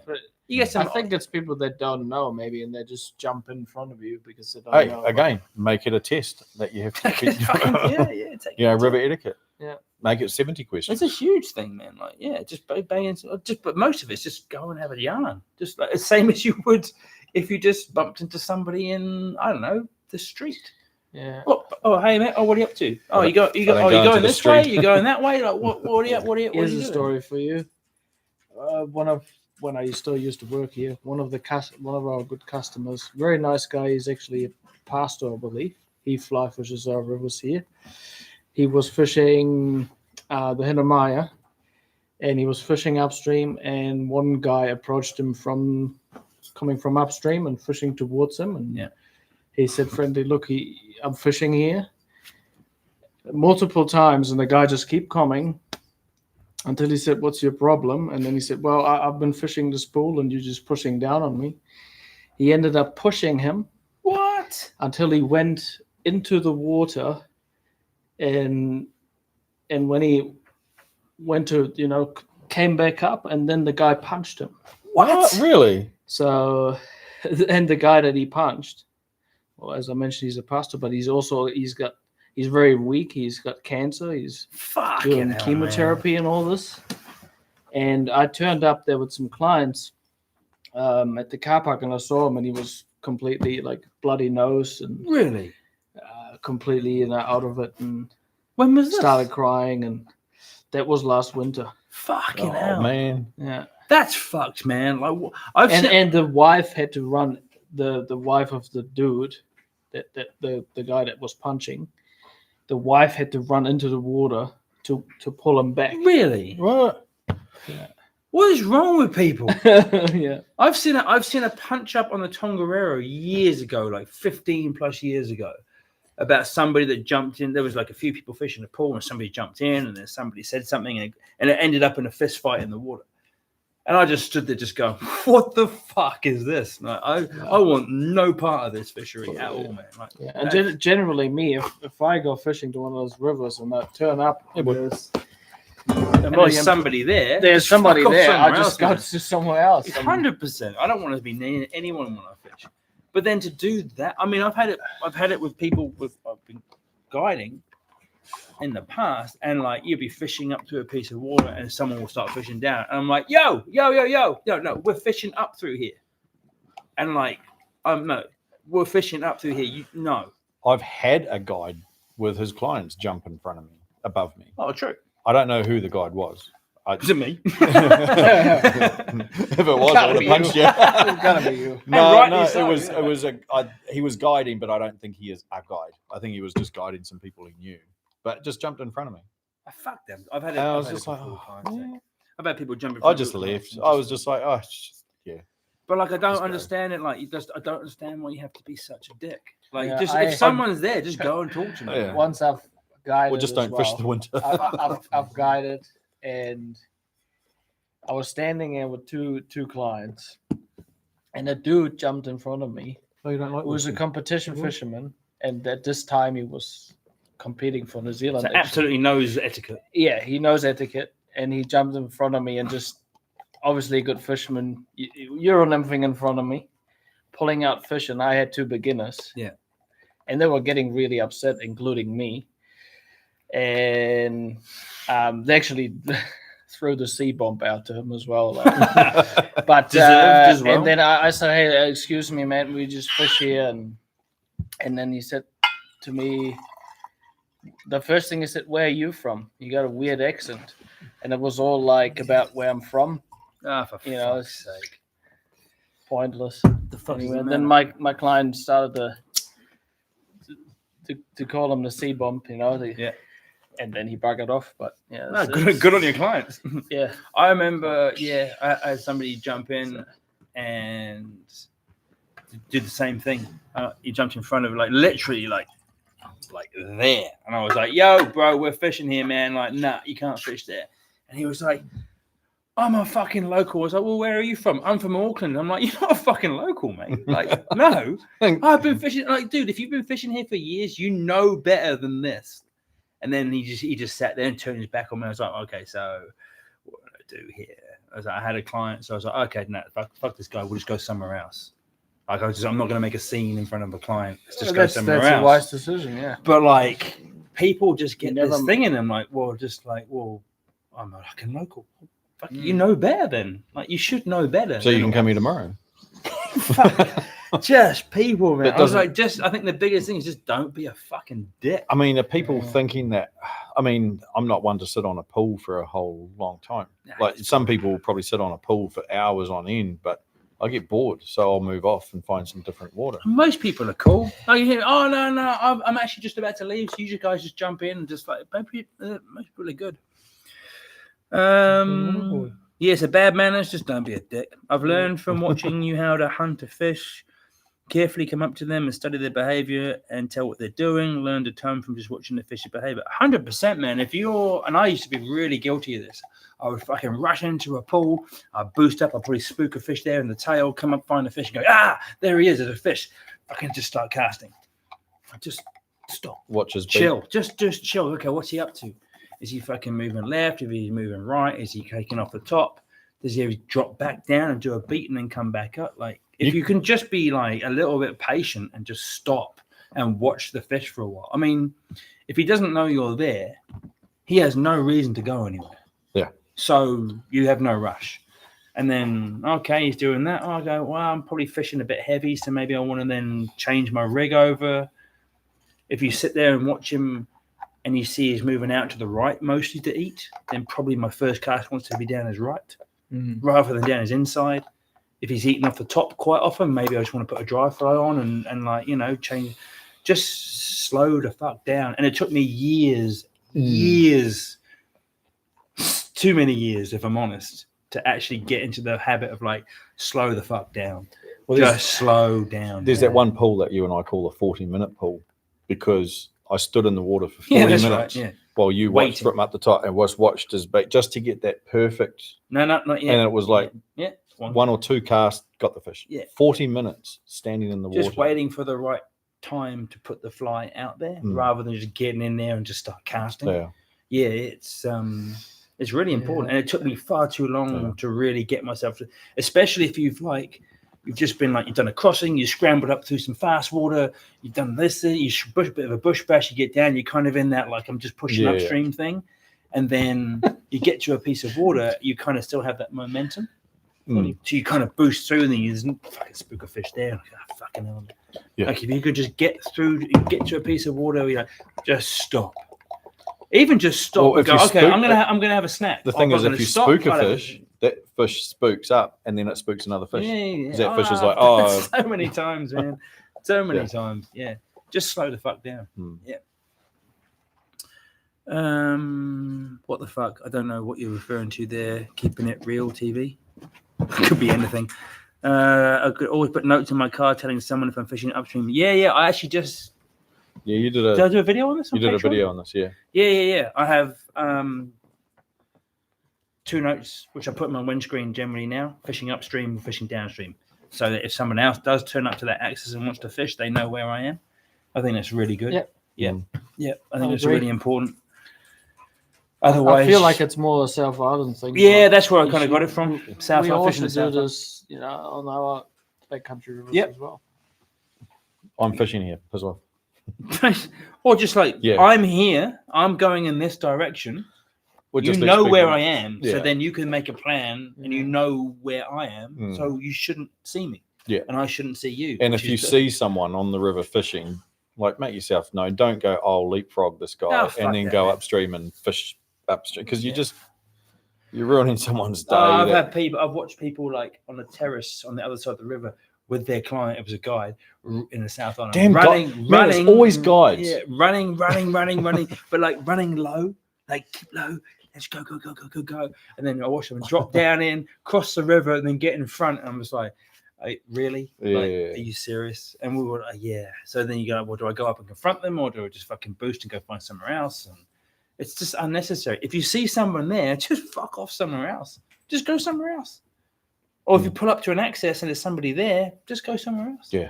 If It's not hard. there's a vehicle there, it's a telltale sign Yeah, that someone's that's there. it. Yeah, pretty much. Especially if there's a good beat system, which there generally is in the South Island, quite a lot of rivers. Yeah. If you get someone there, just go somewhere else, man. Like, it's not hard. Mm. Yeah. I'll go pee. You keep talking. What's the next on our list?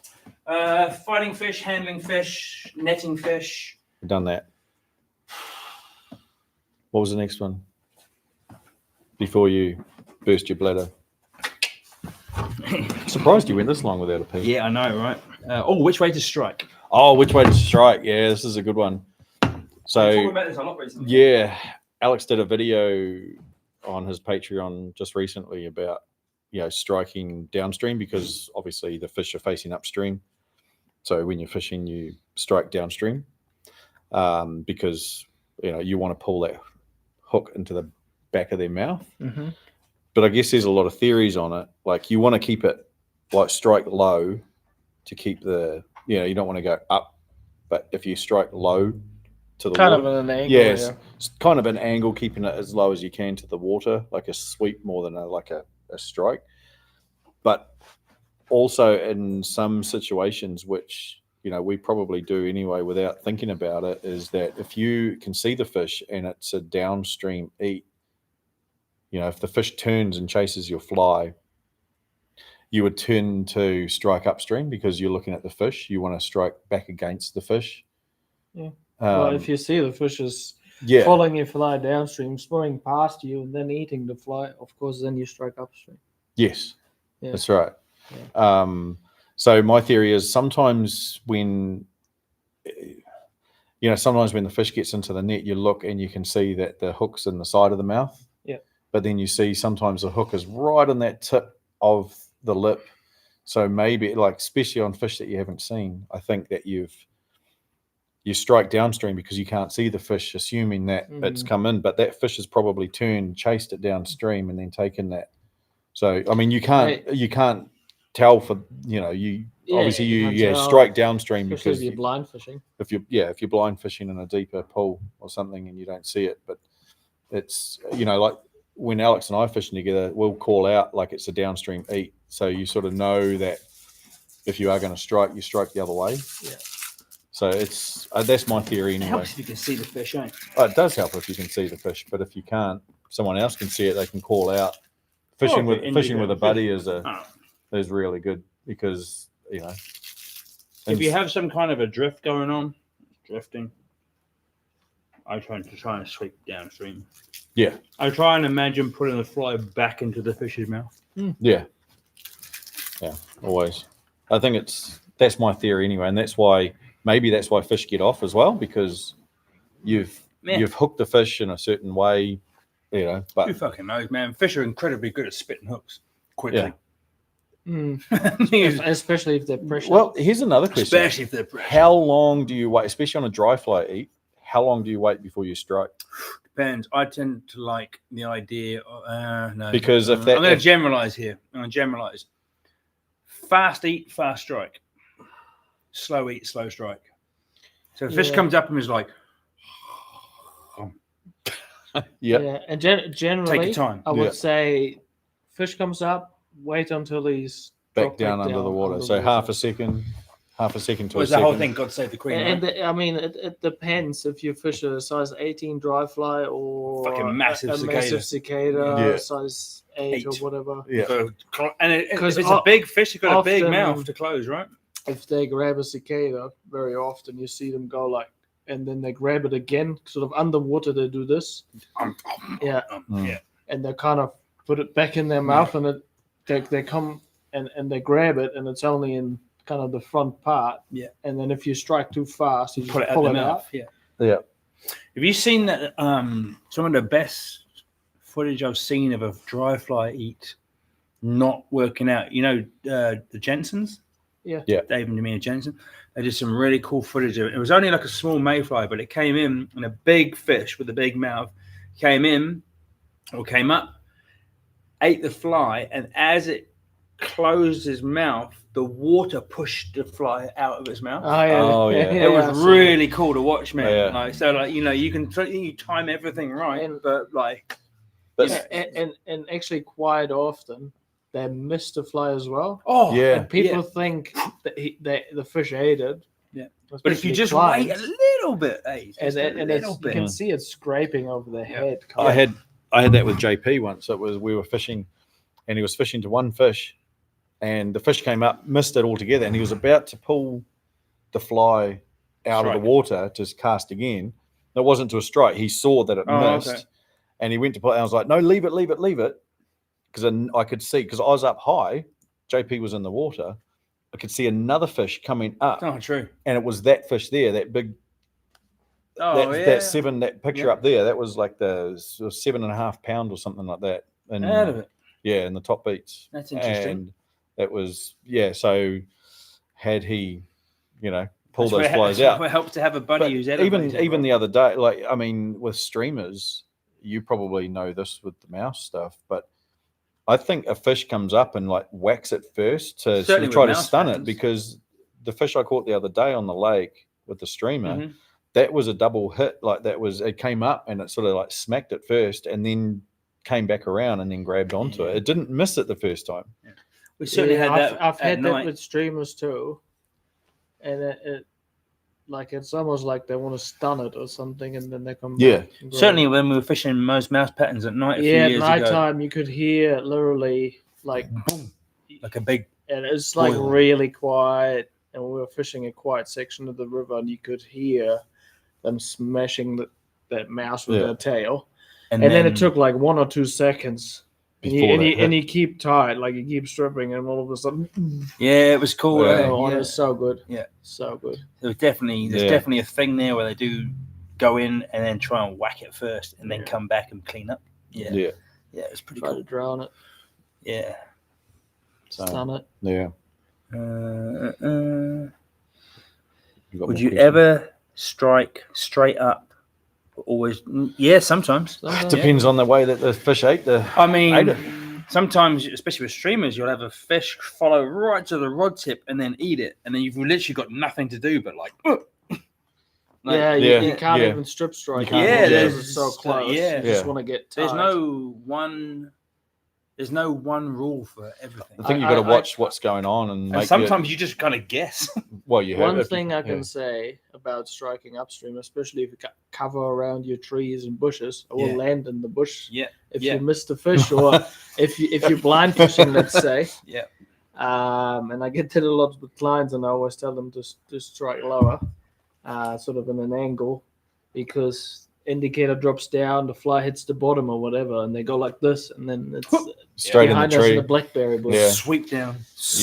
If you're quick enough, if you know what's going on, you got the reflexes. You can sort of. I've done that plenty of times. It's come out. It's especially if you're striking towards your buddy that's got the net. Thing is, and those really slow, deep pools where you get like those drifts that are just super slow, and your flies are super deep, and all of a sudden you might get like a bob. Sometimes it's just I don't know. It's a judgment call. Or in the case of Dean, where the indicator's going upstream, and then you're walking backwards with his rod over. Yeah. Good old Dean. If you're watching this, Dean, man, he won't watch this. He won't watch it. Yeah, he'll be drinking beer, watching Happy Gilmore too. It's really a judgment rugby call. On tonight? Hey, isn't rugby on? I don't know. Yes. So, what time, Soundman? Oh, okay. You're going into town to watch it, aren't you? I see you all dressed up. He's dressed. He's got a nice shirt on and his rugby Lovely shorts. short and his shorts. His nuts are hanging out of his shorts. Not yet, anyway. A couple more of those, if you will. Yeah. The sound guy is my son, and he doesn't wear long pants. When is the sweet spot to strike on streamers? Don't. Well, Well, no, strike. let's just strip strike. Again, so You'll feel that line go What tight. was it? The sweet spot? the sweet spot to strike on streamers. Generally, if for the most part, try not to. I don't know. I don't know. Until they hook themselves. But I don't know. when I've seen, well, are we talking stripping streamers? If you cast Or upstream you- and stripping them back, or you're are we swinging. swinging? yeah, Because if we're swinging don't. and you got all that line in the water and all that tension, you don't want to strike. You actually pull it out of their mouth. yeah, You let the fish You just- take it. Hold the rod low, which is so hard to do. which is so hard to do. But then if you're stripping streamers, let's say you cast straight across the river and you're stripping it back and you With feel the current- lead, Yeah, then you kind of have to. then you ideally strip strike or do a combination. Yeah, lift but and if strike. yeah. But yeah, I've swinging, seen- don't strike unless it's very slow water. Then you want to strike. I've seen plenty of yeah, fish, like when you're stripping streamers, have a go and you feel it, and then they'll just have another go. Sometimes, And then you yeah. can, if you can see the fish again, you see them take it, and then they turn, it just strike. A lot of the times, especially if you're doing want to be downstream and across stuff, you'll come out, you'll do your cast, you'll straighten up, you'll come through, and then you'll feel this tap tap tap tap. Yeah. Oh, tap tap tap. Oh, and then it'll go. So if you're on that first tap, if you're which I've done a lot. But you let it pull the fly out of the way, and that's it. It's done. You let it take it. But then, like and you say, then if you're start. fishing potentially, upstream or across, and you're stripping like that, or it's slow water in a Like deep what? pool. How? I don't know what I did. Then sometimes there's that, and you do have to, or if it's at the rod tip, and you've got literally no line back out, then you have to. You have to just lift. Yeah. Sometimes you've got to have a go and just hope for the best. Yeah. Yeah. People will be like, "Oh no, don't do this, don't do this, don't do anything." But it's easier said than How done. much battery we got? Oh, not much. We should get on to comments. So we thought we'd do this thing where, so I don't really. The only reason I have a Facebook account is so I can have my business page, which I don't really use anymore. But it's linked to Instagram, so if whatever I put on Instagram gets linked to Facebook, and generally, Reels is the big thing, and you get a lot of Negative. real wanky comments on things that end up on Facebook. Like people waste their energy on actually typing something. Who gives a fuck anyway? So what I thought would be quite funny was I can show you the clip, and then we can go through some of the bullshit comments that people leave, just for fun, really. Nothing really, anything more than that. We just want to call out the people. So, if you feel like you want to go on and make comments on their comments. It's just quite funny, some of the things people say. Right, let's find out. I think this is how little I use Facebook. Because I don't even know how to fucking go on there anymore. I think, and unless we keep this going, I think I might just not have Facebook anymore, because it's just a big fucking negative. Yeah, a lot of people will just say, "Oh, that's gay" or something. Yeah, so many things. Anyway, I'll show you this. This is one, and then we'll go through some. There's definitely a couple. This is Kieran getting his cool eat.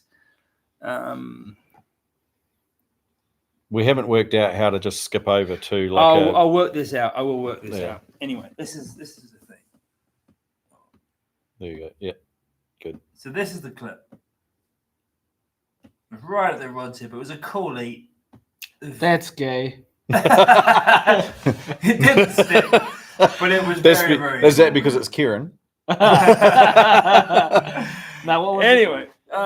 So that was the clip I put up, and I think it was like why fish. The whole thing of it was why fish streamers, because stuff like that happens. Because it's just a very cool thing to happen.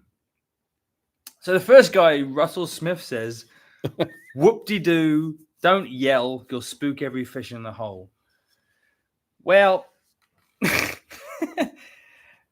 first thing, we fished the entire run all the way up, like thoroughly. Like we'd gone up there, we'd nymphed it. Could we see anything? No.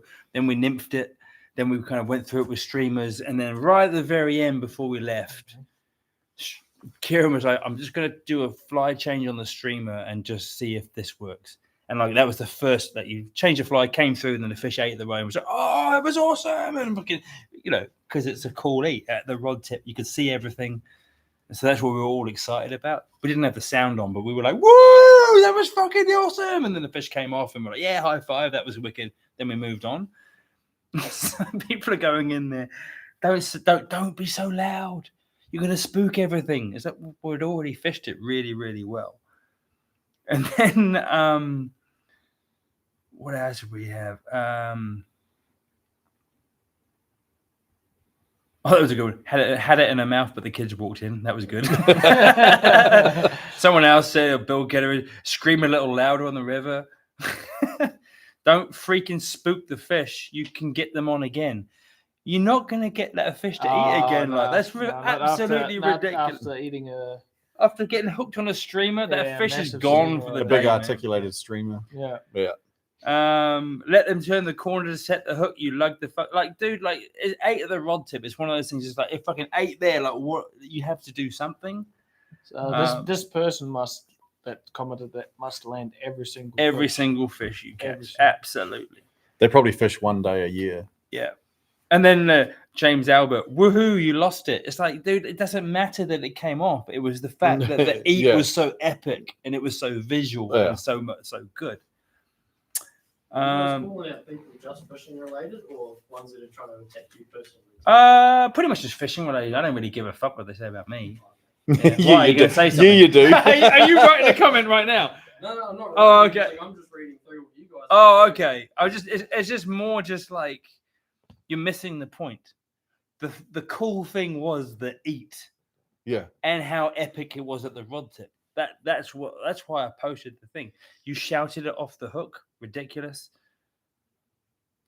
That's why I fish solo. I don't have to listen to that ridiculous noise from the bank. Because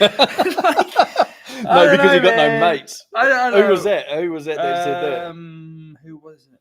Wilson McKinty. Yeah, he sounds like a name that no one likes, so he's probably got no friends. I don't know, man. Like, streamer fishing is just epic.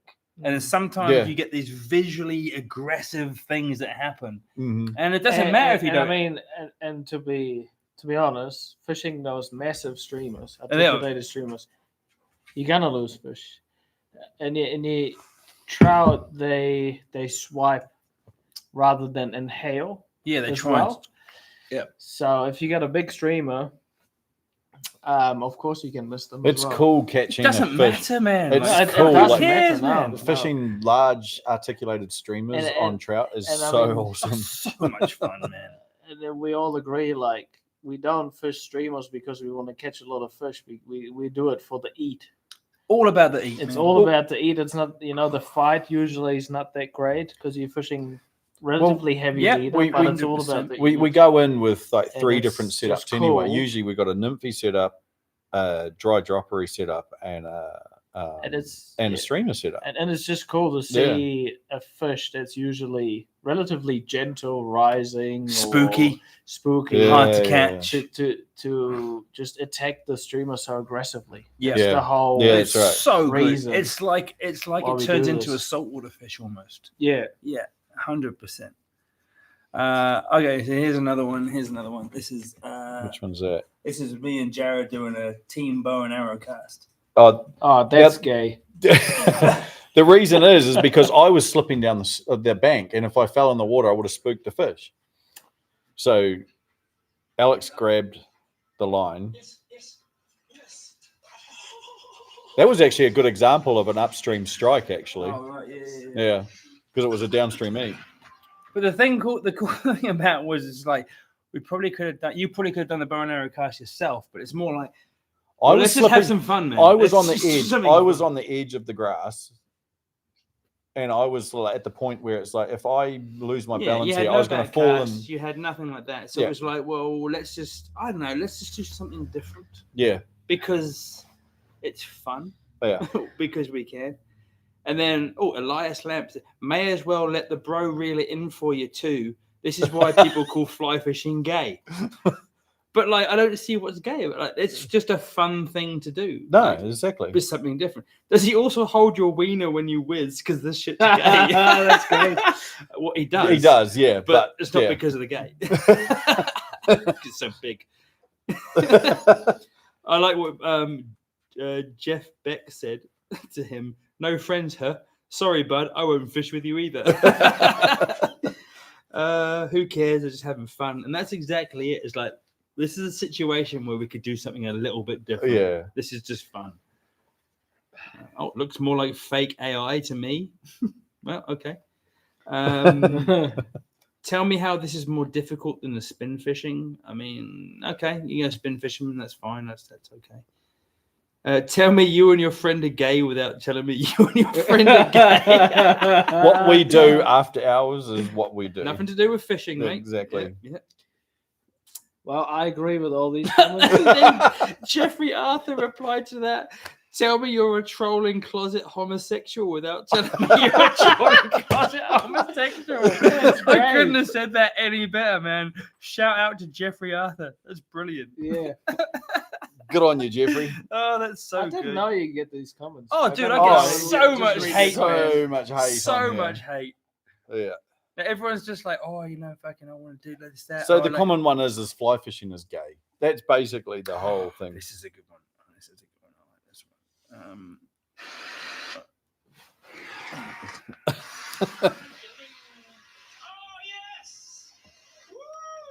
That was me and Kieran fishing. And that was just a streamery. I'll say it one more time.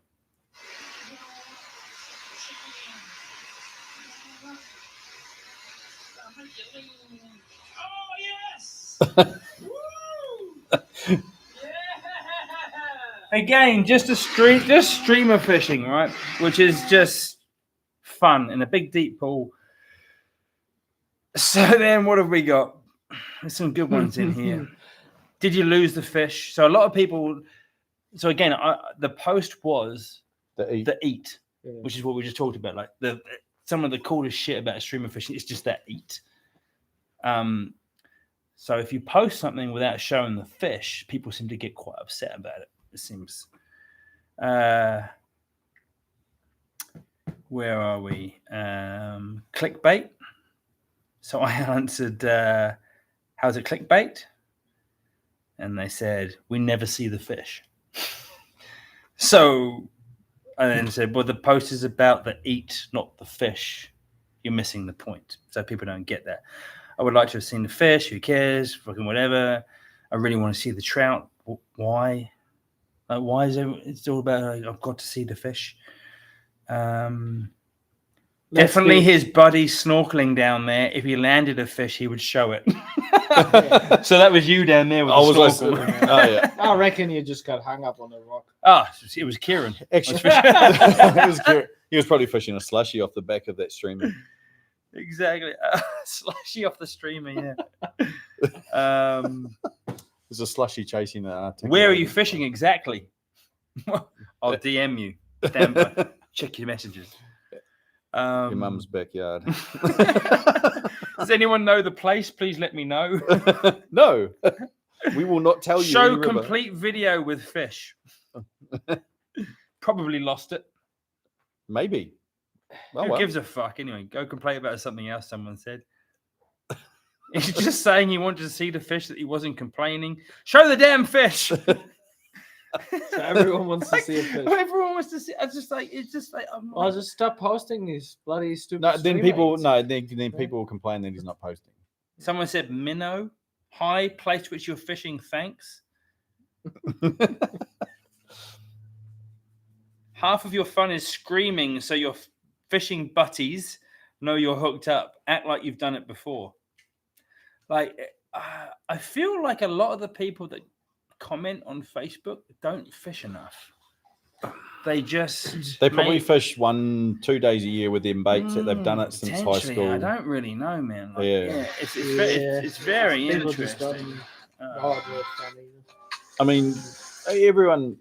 There's always different things that excite people. You know, like a cool eat on a streamer definitely excites us. But you know, some people that live in their mum's basement is, you know, they actually don't get out and do that much. Exactly.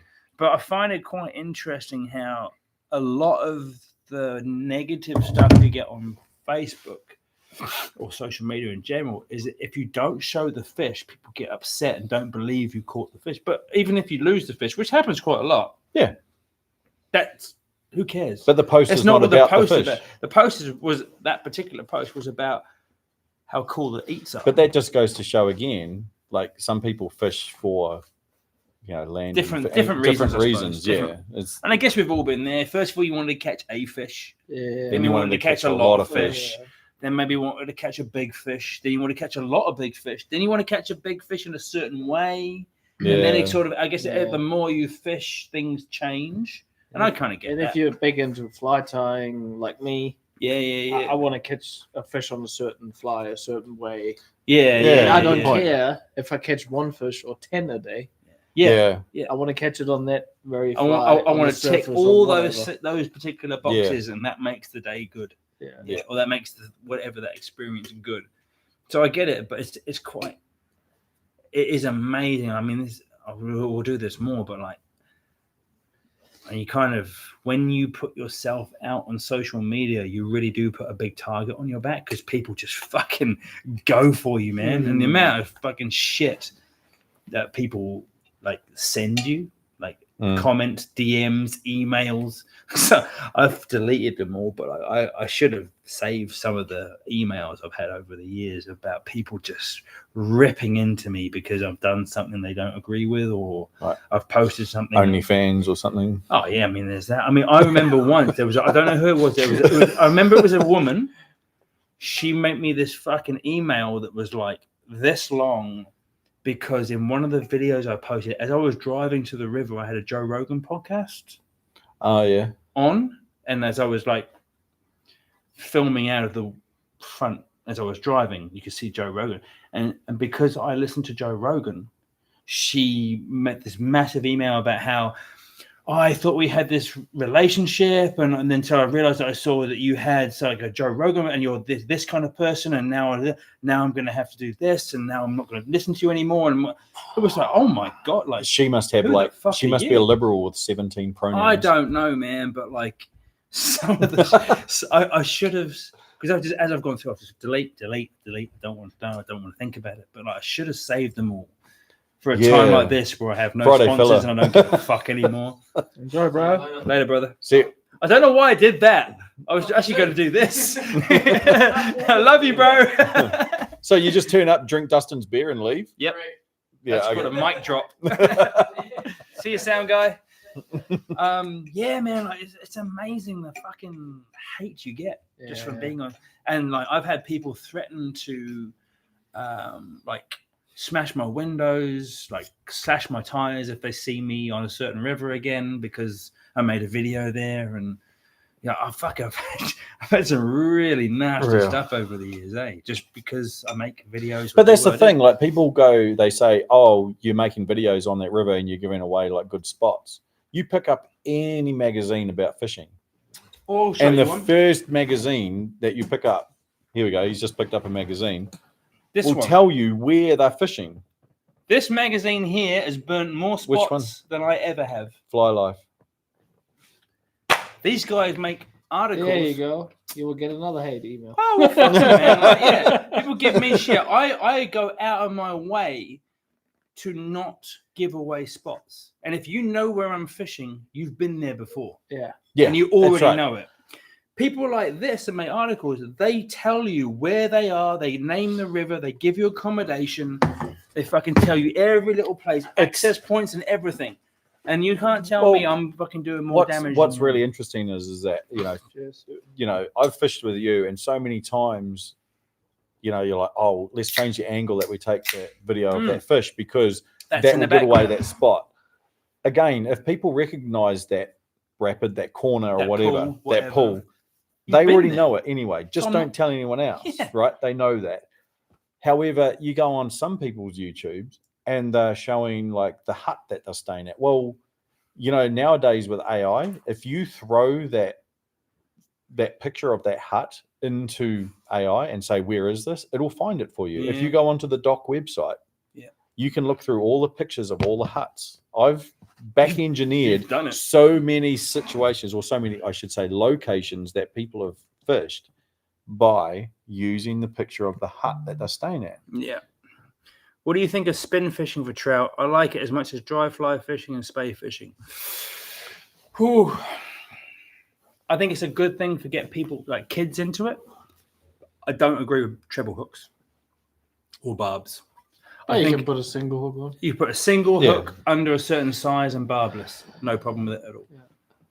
Well, there's limits on hook sizes here anyway in the Taupo fishery. And I think there's certain fisheries that should be fly fishing only. I don't mind it in like the lake, like here, like you and I go down in the mornings and have no a worries fish. With that, no problem at all. But like, don't put treble. But the thing is like you go to some fisheries, you go to some backcountry places. If you're throwing a spinner and you're splashing the river, you're going to spook the fish anyway. Yeah, I know there's hunters that take spin rods in and stuff like that, and they'll catch a fish and eat it and stuff. I have an issue with that, but like in the right place, with the right no barbs, no trebles, single hook under a certain size, no problem at all. No, I don't have a problem with it at all. That's how I started fishing with pike back in the UK, man. Spin fishing. I wish I'd done it better. I think we all started. I did some horrible things, but like I started with spin fishing. Yeah, most of us do. I think it's a great way to get kids into fishing. There's a certain river that owes me about $1,000 worth of blues. Hinamai? No, that's flies. Okay. Yeah. How do you fish the Hinamai? You go to the bridge and you throw a handful of flies. Squirmy wormies, a shameful fly to catch with, or any other gilt flies you have. Gilt flies. Slushies, Kieran. Slushies are gilt flies. Squirmy wormies are gilt flies. No, I have caught fish. I got no problem with worms at all, and I really don't. The only fish I ever caught on a worm was with Dustin, and it was foul hooked. On a worm. I foul hooked a fish. With a barb and a treble hook. No, it didn't. No, it wasn't barb. No, I have no problem with like. I've used all the flies. I've caught fish on all the flies over the years. I might not choose to use certain flies now, but I don't think anything. I'm getting called out here by my missus on how many beers I drink and. Whoa, bro! You've only had 2 beers. But then look what she writes at the bottom. Sexy boy. Stop it, and she's messaging again. Stop it, Marie. Hey, Marie. Like this. Hi, Marie. I'll be home soon, okay? No, he won't. Soon. No, he won't. He won't be home soon. I have worms in my box any day. I have no problem. If the conditions dictate, I'll fish a worm. But not a slushy, though. You don't keep slushies. So how is that not? But different for guiding than. Although I did catch at that lake we were at, I caught my last fish on a actually, and you caught on the slushy yesterday, didn't you? The day before. Yeah, that's different now. That's different. Like no, I don't think I don't have a problem. I don't even dip it in scent or anything like that. I don't have a problem with it. Like it is, you'll have purists and this, that, and the other, but fuck it. Like they catch fish. And huge shout out to Marie. She says she loves us. We love you too, Marie. We love you too. Yeah. You cooked me a lot of food. Thank you. You gave me a good DP earlier. Oh yeah, I enjoyed it. I had a DP too from Marie. It was great.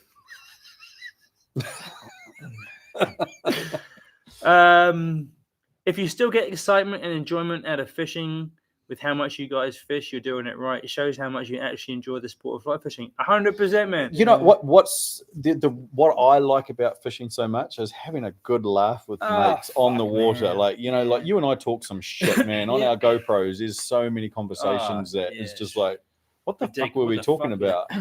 Was that about you milked that run like she was on her hands and knees.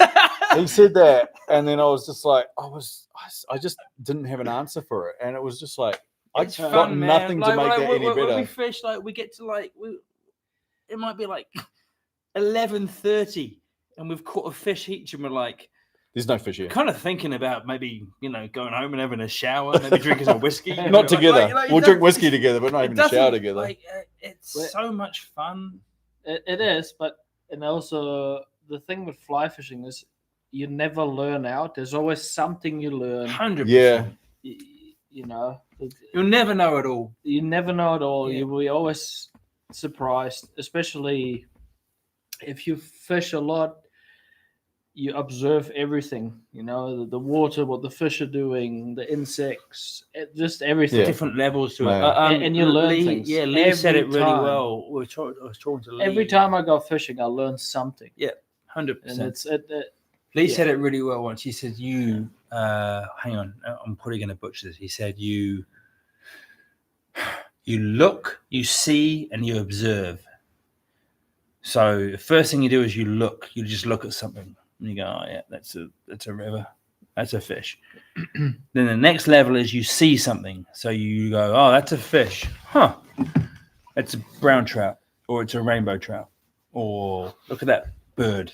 Oh, it's a pigeon, or kello, or it's a fucking buzzard, or that's a hawk or eagle, whatever. And then the next level is you observe. So you go, huh, there's a fish. It's a brown trout. Huh, he's sitting there, he's kind of mid-water. He's eating. He seems to eat to the right mostly. Or he comes up to the surface every now and then. Oh, and then he drops back, he does a beat, then he checks something out, then he goes back up to here. So there's different levels. So you look at something, then you see something, and then you observe something. And I think that's really kind of interesting. The more you do it, the deeper you get into it, and the more levels you kind of get down. But there's a lot of people that actually don't do that. And I was working that for when years. I used to work in this fly shop here. People they might not have the time, but they to go fishing a lot. As much as they come in here, they say what fly is working and where do I go? What do I do? And that's fine. But actually, to become better, I encourage everyone that starts fishing, or even if he does have limited time, to observe what's going on, what the fish are doing, what are they eating, what's the behavior, what is the river doing. Just observe everything. Yeah. That's kind of what we kind of touched on earlier, is like, slow the fuck down.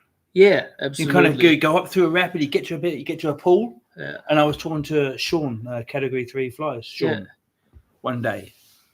And he was just like, when you're going to get to a piece of water, he says, I do a lot of time with my clients is we'll sit down and have something to eat, or we'll have a cup of tea. And he said, you'll get to a big, deep pool sometimes, and you'll kind of look and you'll be like, there's nothing here. Yeah. Sit down. Yeah. Have a cup of tea. And you'll see a fish. And just sit there and watch. And then and most times, and he's right, most times you'll be having something to eat, and all of a sudden you'll go, oh, there's a fucking fish coming up through here. And then you sit there a bit longer and you'll be like, dude, there's a fish over the back there. And they're just doing their thing slowly. Yeah, absolutely. But because you got there at that particular point, they were up the other end of the pool. Yeah. And so there's no fish here. Yeah, especially slow water. The fish, dude, they have a beat and they work the beat, and they cruise around. They're doing their thing. They're in no rush. And from that conversation, that was one of the reasons, or part of the reason, that I was like, I got to slow the fuck down with stuff, because I recognized what I was doing. And I would get up and I'd be so keen to find a fish and catch a fish, and fucking I would just blow through water, and then I'd be up through here and I'd be like, fuck, there's a fish. See me, gone. But just too late. That probably comes about from people wanting to fish too much water in a day. Well, that's the other thing as well. How much water in a day can you cover? In the back country in the North Island, we're covering a K to a K and a half of water. Or I say a K to 3 or 4K. Well, it depends. It depends how far you have to walk to get to. In the South Island, it could be fucking up to 20K in a day. But some of the beats that we fish, like a K to a K and a half, and we'll catch 10 fish. Yeah, and that's a good day. It's a fucking great day. But in a K, because we take our time, we're taking 8 hours to walk 1 kilometer or 1.5 kilometers. But the other thing I think about is sometimes some of the water we fish, there's one in and there's one out. Yeah. Oh, absolutely. So yeah. you have to think about, You have to okay, time I'm it, going to yeah. get in here, and the only way to get out is here, and I have this many hours. Yeah. So I have to think about my time management through that beat. Yeah. Yeah, for sure. So I don't want to be trying to fucking halfway through the beat and running out of daylight, because that's dangerous and stupid. So then you have that thing to think about too. Yeah. But then potentially, if you have only like, you get in here, I could get out anywhere, then maybe I want to slow the fuck down. Yeah. I ain't got so far to walk. Well, back sometimes to we fished a beat in 4 hours because there's no fish. That's the other thing too. If you're finding fish, you're going to go slower. But then, and that's actually, time management is a really good thing, especially in any time. But like, sometimes you've got to be thinking about, okay, I could probably blow through this piece of water here. If you know the water, better water up here, and I can slow down here, and maybe if you know the water, right? if you know the water, you could do that. That's the fun. That's part of the fun, watching Alex and other Kiwi YouTubers seeing a spot and recognizing it. Well, I mean, if that's what you're watching the videos for, then I guess that's what you're watching them for. If you recognize it's not really why I'm making the videos, but hopefully I do enough that you don't find new spots. What's the beef with slushies? I guess it's a beef, the same as beef as urine thing. It's just a personal thing. Like, who gives a fuck? I haven't got anything against slushies. It's banter. It's just shit. Because shit talk, eh? Because Kieran will fish slushies. Like he'll take a climb. Dude, I fish slushies sometimes. Yeah, I fish slushies. I've got a bag Every of now and slushies then in my I'll fucking- waders. Just to see. In my You'll wader fish through pocket, and there's be a like, bag of oh, I'll slushies. just put a slushie through. Oh, they've got. Oh, we're not Just bagging joking any around, particular just flight. fucking- It's banter against the people that fish them. It's just shit talk with your mates, really, more than anything. Yeah. It's just like, someone will be like, oh, Kieran will put a slushie on and catch like more fish than me, but I'll be like, none of those counted. I don't mean it. Of course they count. I don't mean it. You cannot take everything seriously. No. Yeah. In fact, take very little. We say very little. We don't care. You catch on whatever. So what's your view on urine nymphing? Oh, much the same as slushies. Now, my view on urine nymphing is it is super effective. It catches a fucking shit ton of fish. I just don't enjoy it. I like casting and manipulating a fly line. Yeah. I enjoy that. Same. I enjoy Yeah.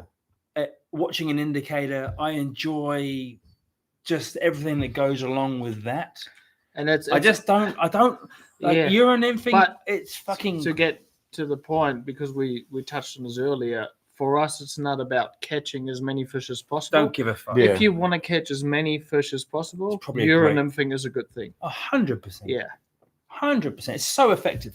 Yeah. It's so effective. And it makes sense. You don't get that drag, Yeah. You don't have to get those fly flies line in on the the zone. water. There's no You drag. lead the drift. Yeah.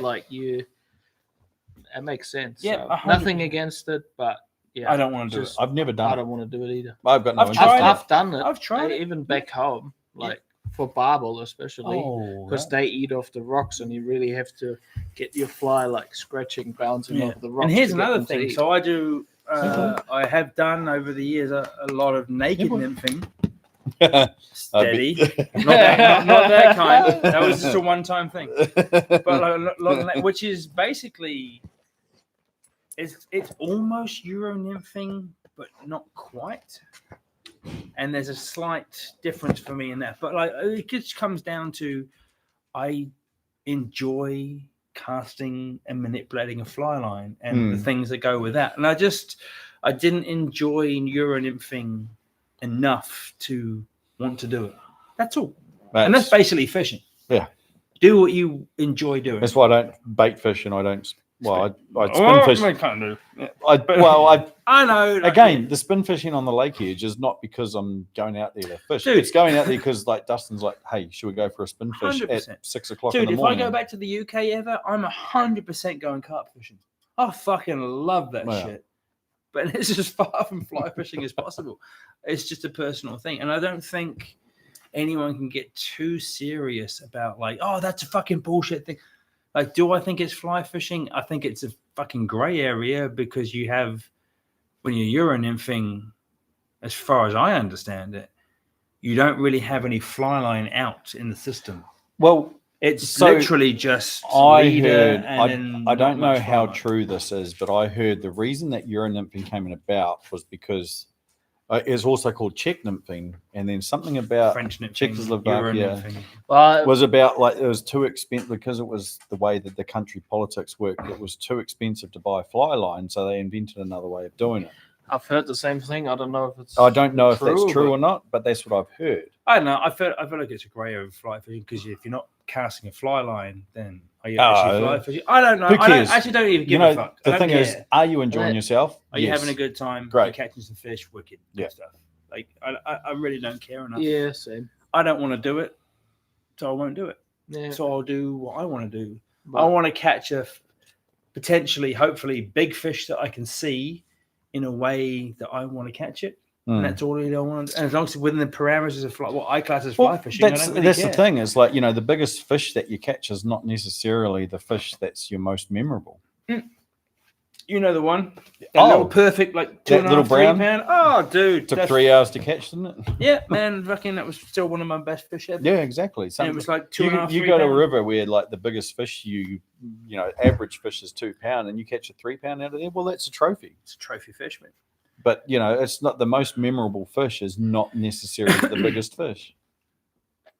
I've caught much bigger fish that are down the ranking for me. Yeah. What else we got? Jameson's or Maker's Mark. Glenlivet. There's Glenn Fiddick, that one.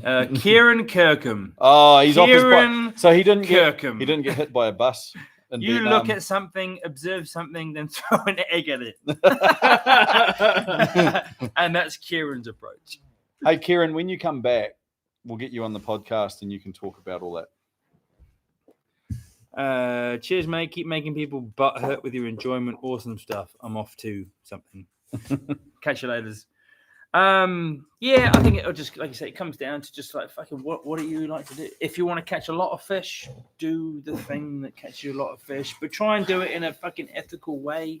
Like try and think about the fish as much as you can. And it's a weird thing, man. Like I sometimes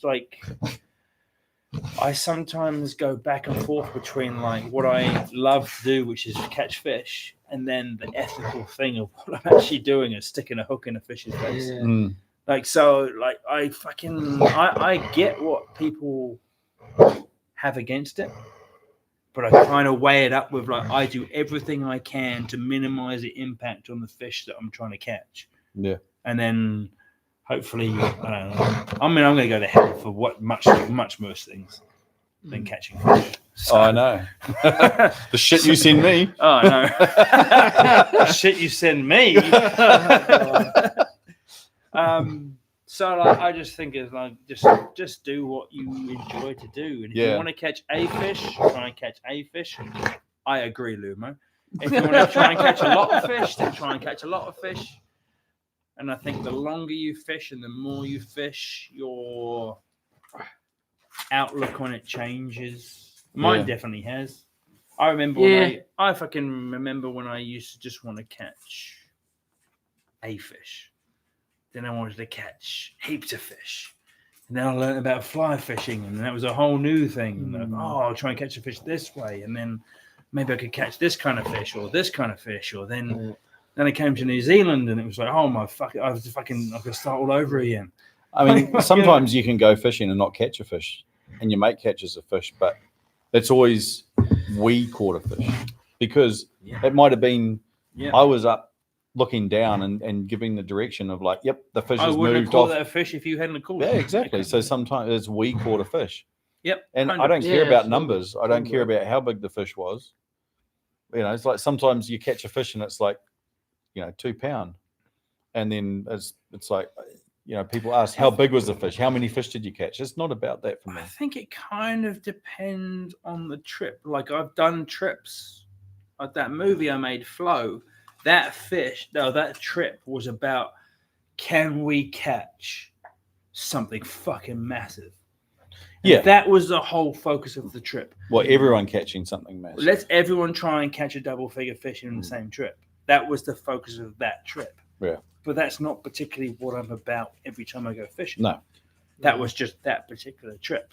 So I think you can then start, if you fish enough, There's some people that will be like, hey, I get fucking a week a year to fish. I get it. It's an annual fishing trip, and I want to go out with my mates. I want to talk some shit, drink some beer, unplug from fucking normal life, hopefully catch some fish. Don't really care what it is. That's awesome. But then if you have the privilege to fish a lot, then you can start to go, ooh, there's this place I'd like to go to try and do this in this way and that kind of thing with these people. And that's kind of what then you can try to tailor a thing to a certain thing. But like that, I feel, and I think the more I've fished and the more people I've met, I feel like that's a very privileged situation to be in. And we are spoiled, man. We're spoiled. I do. Look where we fucking live. Look what's 20 minutes down the road. People travel across the world to go and fish what is and then we take it for granted. And we're like, because we're like, don't go to that river to fish. Fuck that I don't want to fish Too there. many people. Fuck it. I don't want to go there. Well, look at the other day. We're like, spoiled. What Wednesday? It was like, 2 boats, 4 people. That was cool. But that was cool because it was wicked. It was just, like we all caught fish, but it wasn't about the number of fish we caught. Who caught the most? Well, who cares? I don't give a shit. I mean, I caught it first. I caught a fish first, but but it was. Maybe we didn't tell you. Oh yeah, maybe you didn't. Yeah, you would have told me. You would have told me. But that sort of situation there, it was sort of like we just 4 of us had a great day on everybody on caught the water. Something. That was we just up. We talked some shit. We talked some shit, and it was awesome. it was great. Yeah. Kieran said, "Not if you're there." I don't know what you're referring to. What did you catch your fish on, Alex? A slushy, mate. Big dirty slushy with weight and split shot. Hang on. What fish? Doesn't matter. I've caught so many fish, Kieran. I don't know what you're talking about. Maybe he's talking about the dry drop of slushy. Reg, you did. I've done dry drop. I've done not slushy. I've done dry drop of eggs though. I've done a dry fly with an egg dropper. An egg dropper. Yeah. Did you fish an egg changer yet? Not yet. Kieran doesn't type me one. At Lake O with Dustin. I actually used Dustin's rod, Dustin's line, Dustin's fly all day, and I caught heaps more than him. Yeah, I caught like 1 fish, and I'm like, "Here, use that rod." Yeah, because you didn't have. And then I caught like the 6. I was happy. I was happy. No. I think it was mainly. I think I caught on. Oh no, I caught on everything on a woolly bugger, and then I caught my last fish on an egg, which was not my rod. Under an indicator. Was it not on your rod? No, it was on my rod. Yeah, that was just an experiment just to see whether or not it would work, and it fucking did. It shouldn't have, but it did. It shouldn't have. No. It was a snail fly. Snail. Yes, exactly. It was a snail fly. Yeah, that's right. Yeah. But yeah, that was an interesting day. It was very. As far as like technique, and like you were using like balanced leeches under indicators and sight fishing, it was really cool. Yeah. Bingo. He says bingo. That's what he wanted. Yeah, you love that egg, eh? You love the egg. Yeah. All right. We shutting this down? Yeah. Things done. We're probably done out of battery as well. Pretty close. All right, we're out of here. What should we do next? A couple of weeks' time. People. Ooh, 2 weeks. okay, guys. If there's all 26 of you, well, and anyone that watches it afterwards, make a comment. Make a comment if there's anything in particular you want us to do a podcast on next. Fishing related. Well, Fishing related. Fishing related. Okay. Apparently fishing related. And then we will endeavour to about do Lumo, maybe. I mean, Lumo, yeah. Lumo's been a very in the background this time. Yeah. If I bring my dog along, you won't see Lumo at all. Yeah. Or you might see him humping. Something humping in the background. Yeah. My dog hates seeing Lumo. Lumo loves seeing your dog. Oh yeah. Charlie Richards, I'm a young keen fishing man and out of money. What do you reckon I should do? Get a different sport, mate. You know how to make $1 million in fishing? Yeah, start with $1 million. Start with $2 million. 2 million. I mean, okay. Get a cheap fly rod. Get a combo. Get a combo. Get a combo. I would say spend your money on a good fly line. You can get a fairly cheap rod and a fairly cheap reel, and get a good fly line, and you'll be able to fish well pretty much anywhere. Better than any other combination. I think a good fly line will really help your fishing. I mean, I remember being young, not a lot of money. No, you don't. I was using. I remember being young too. I wish I still was. Using one tapered leader for ages. Yeah.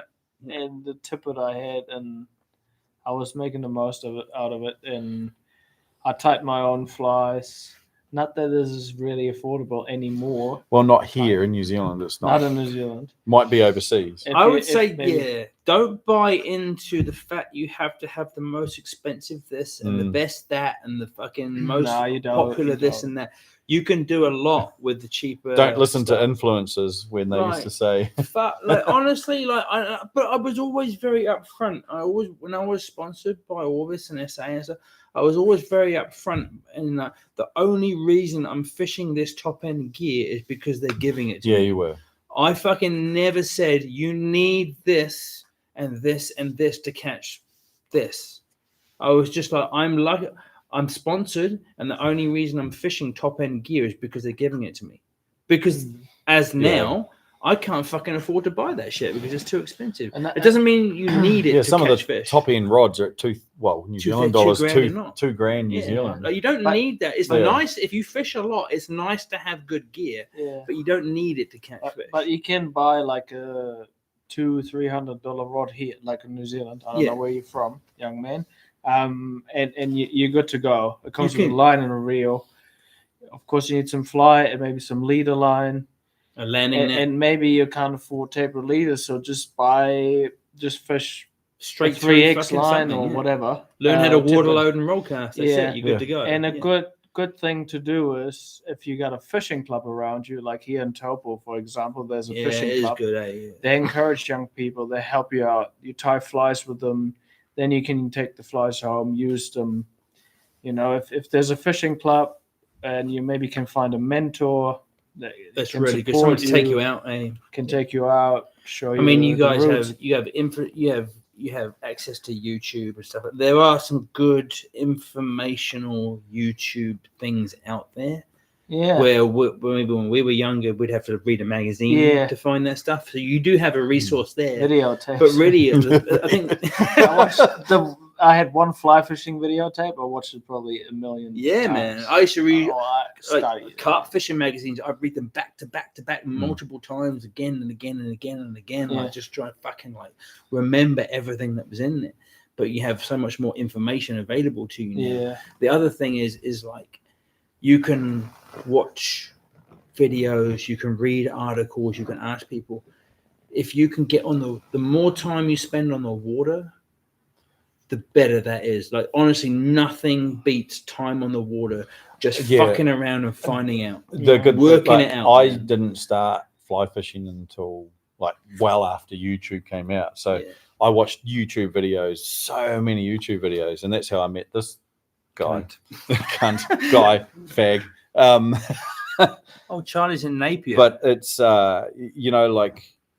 as much as I learned off YouTube, I learned more on the water.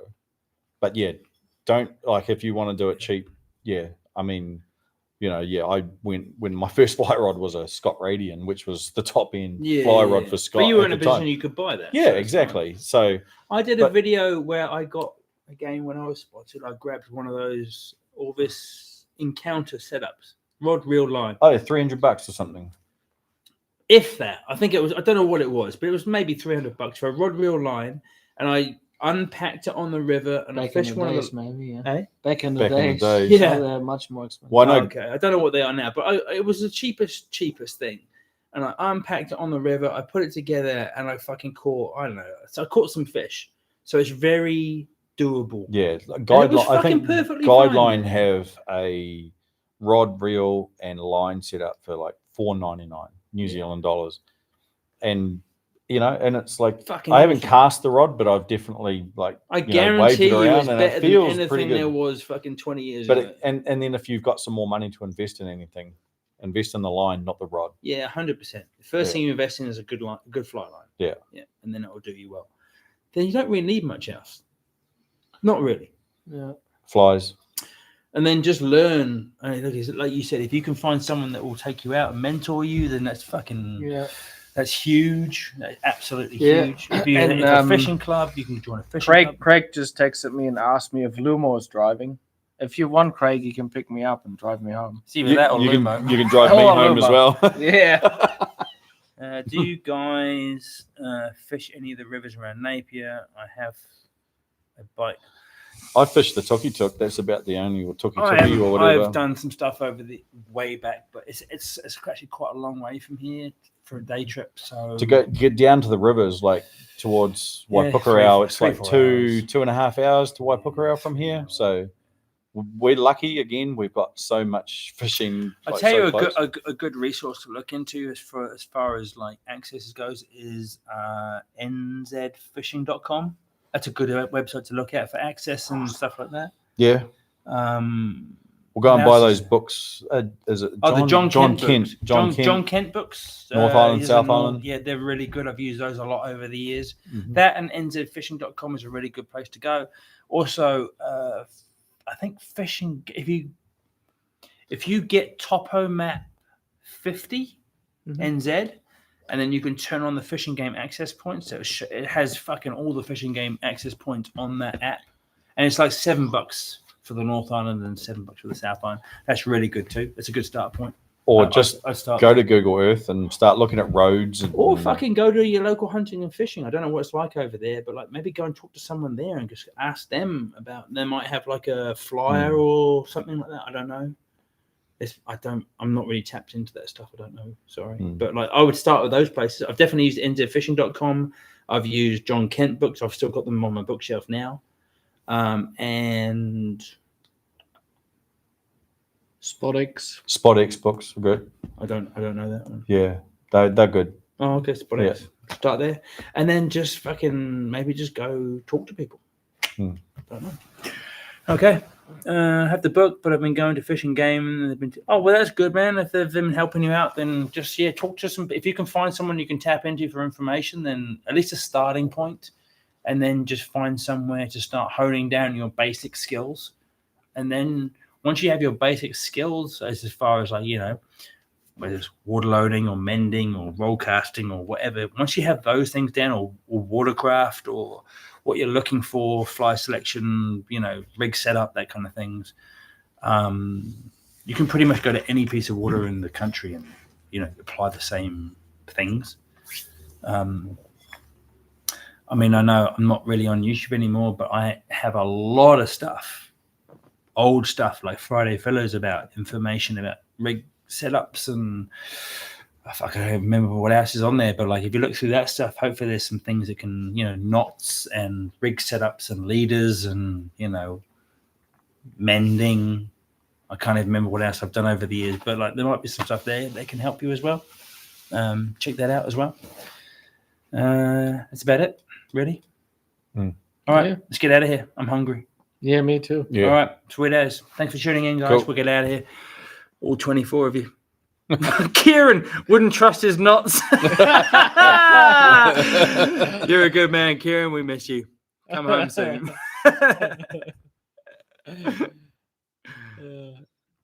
Brilliant.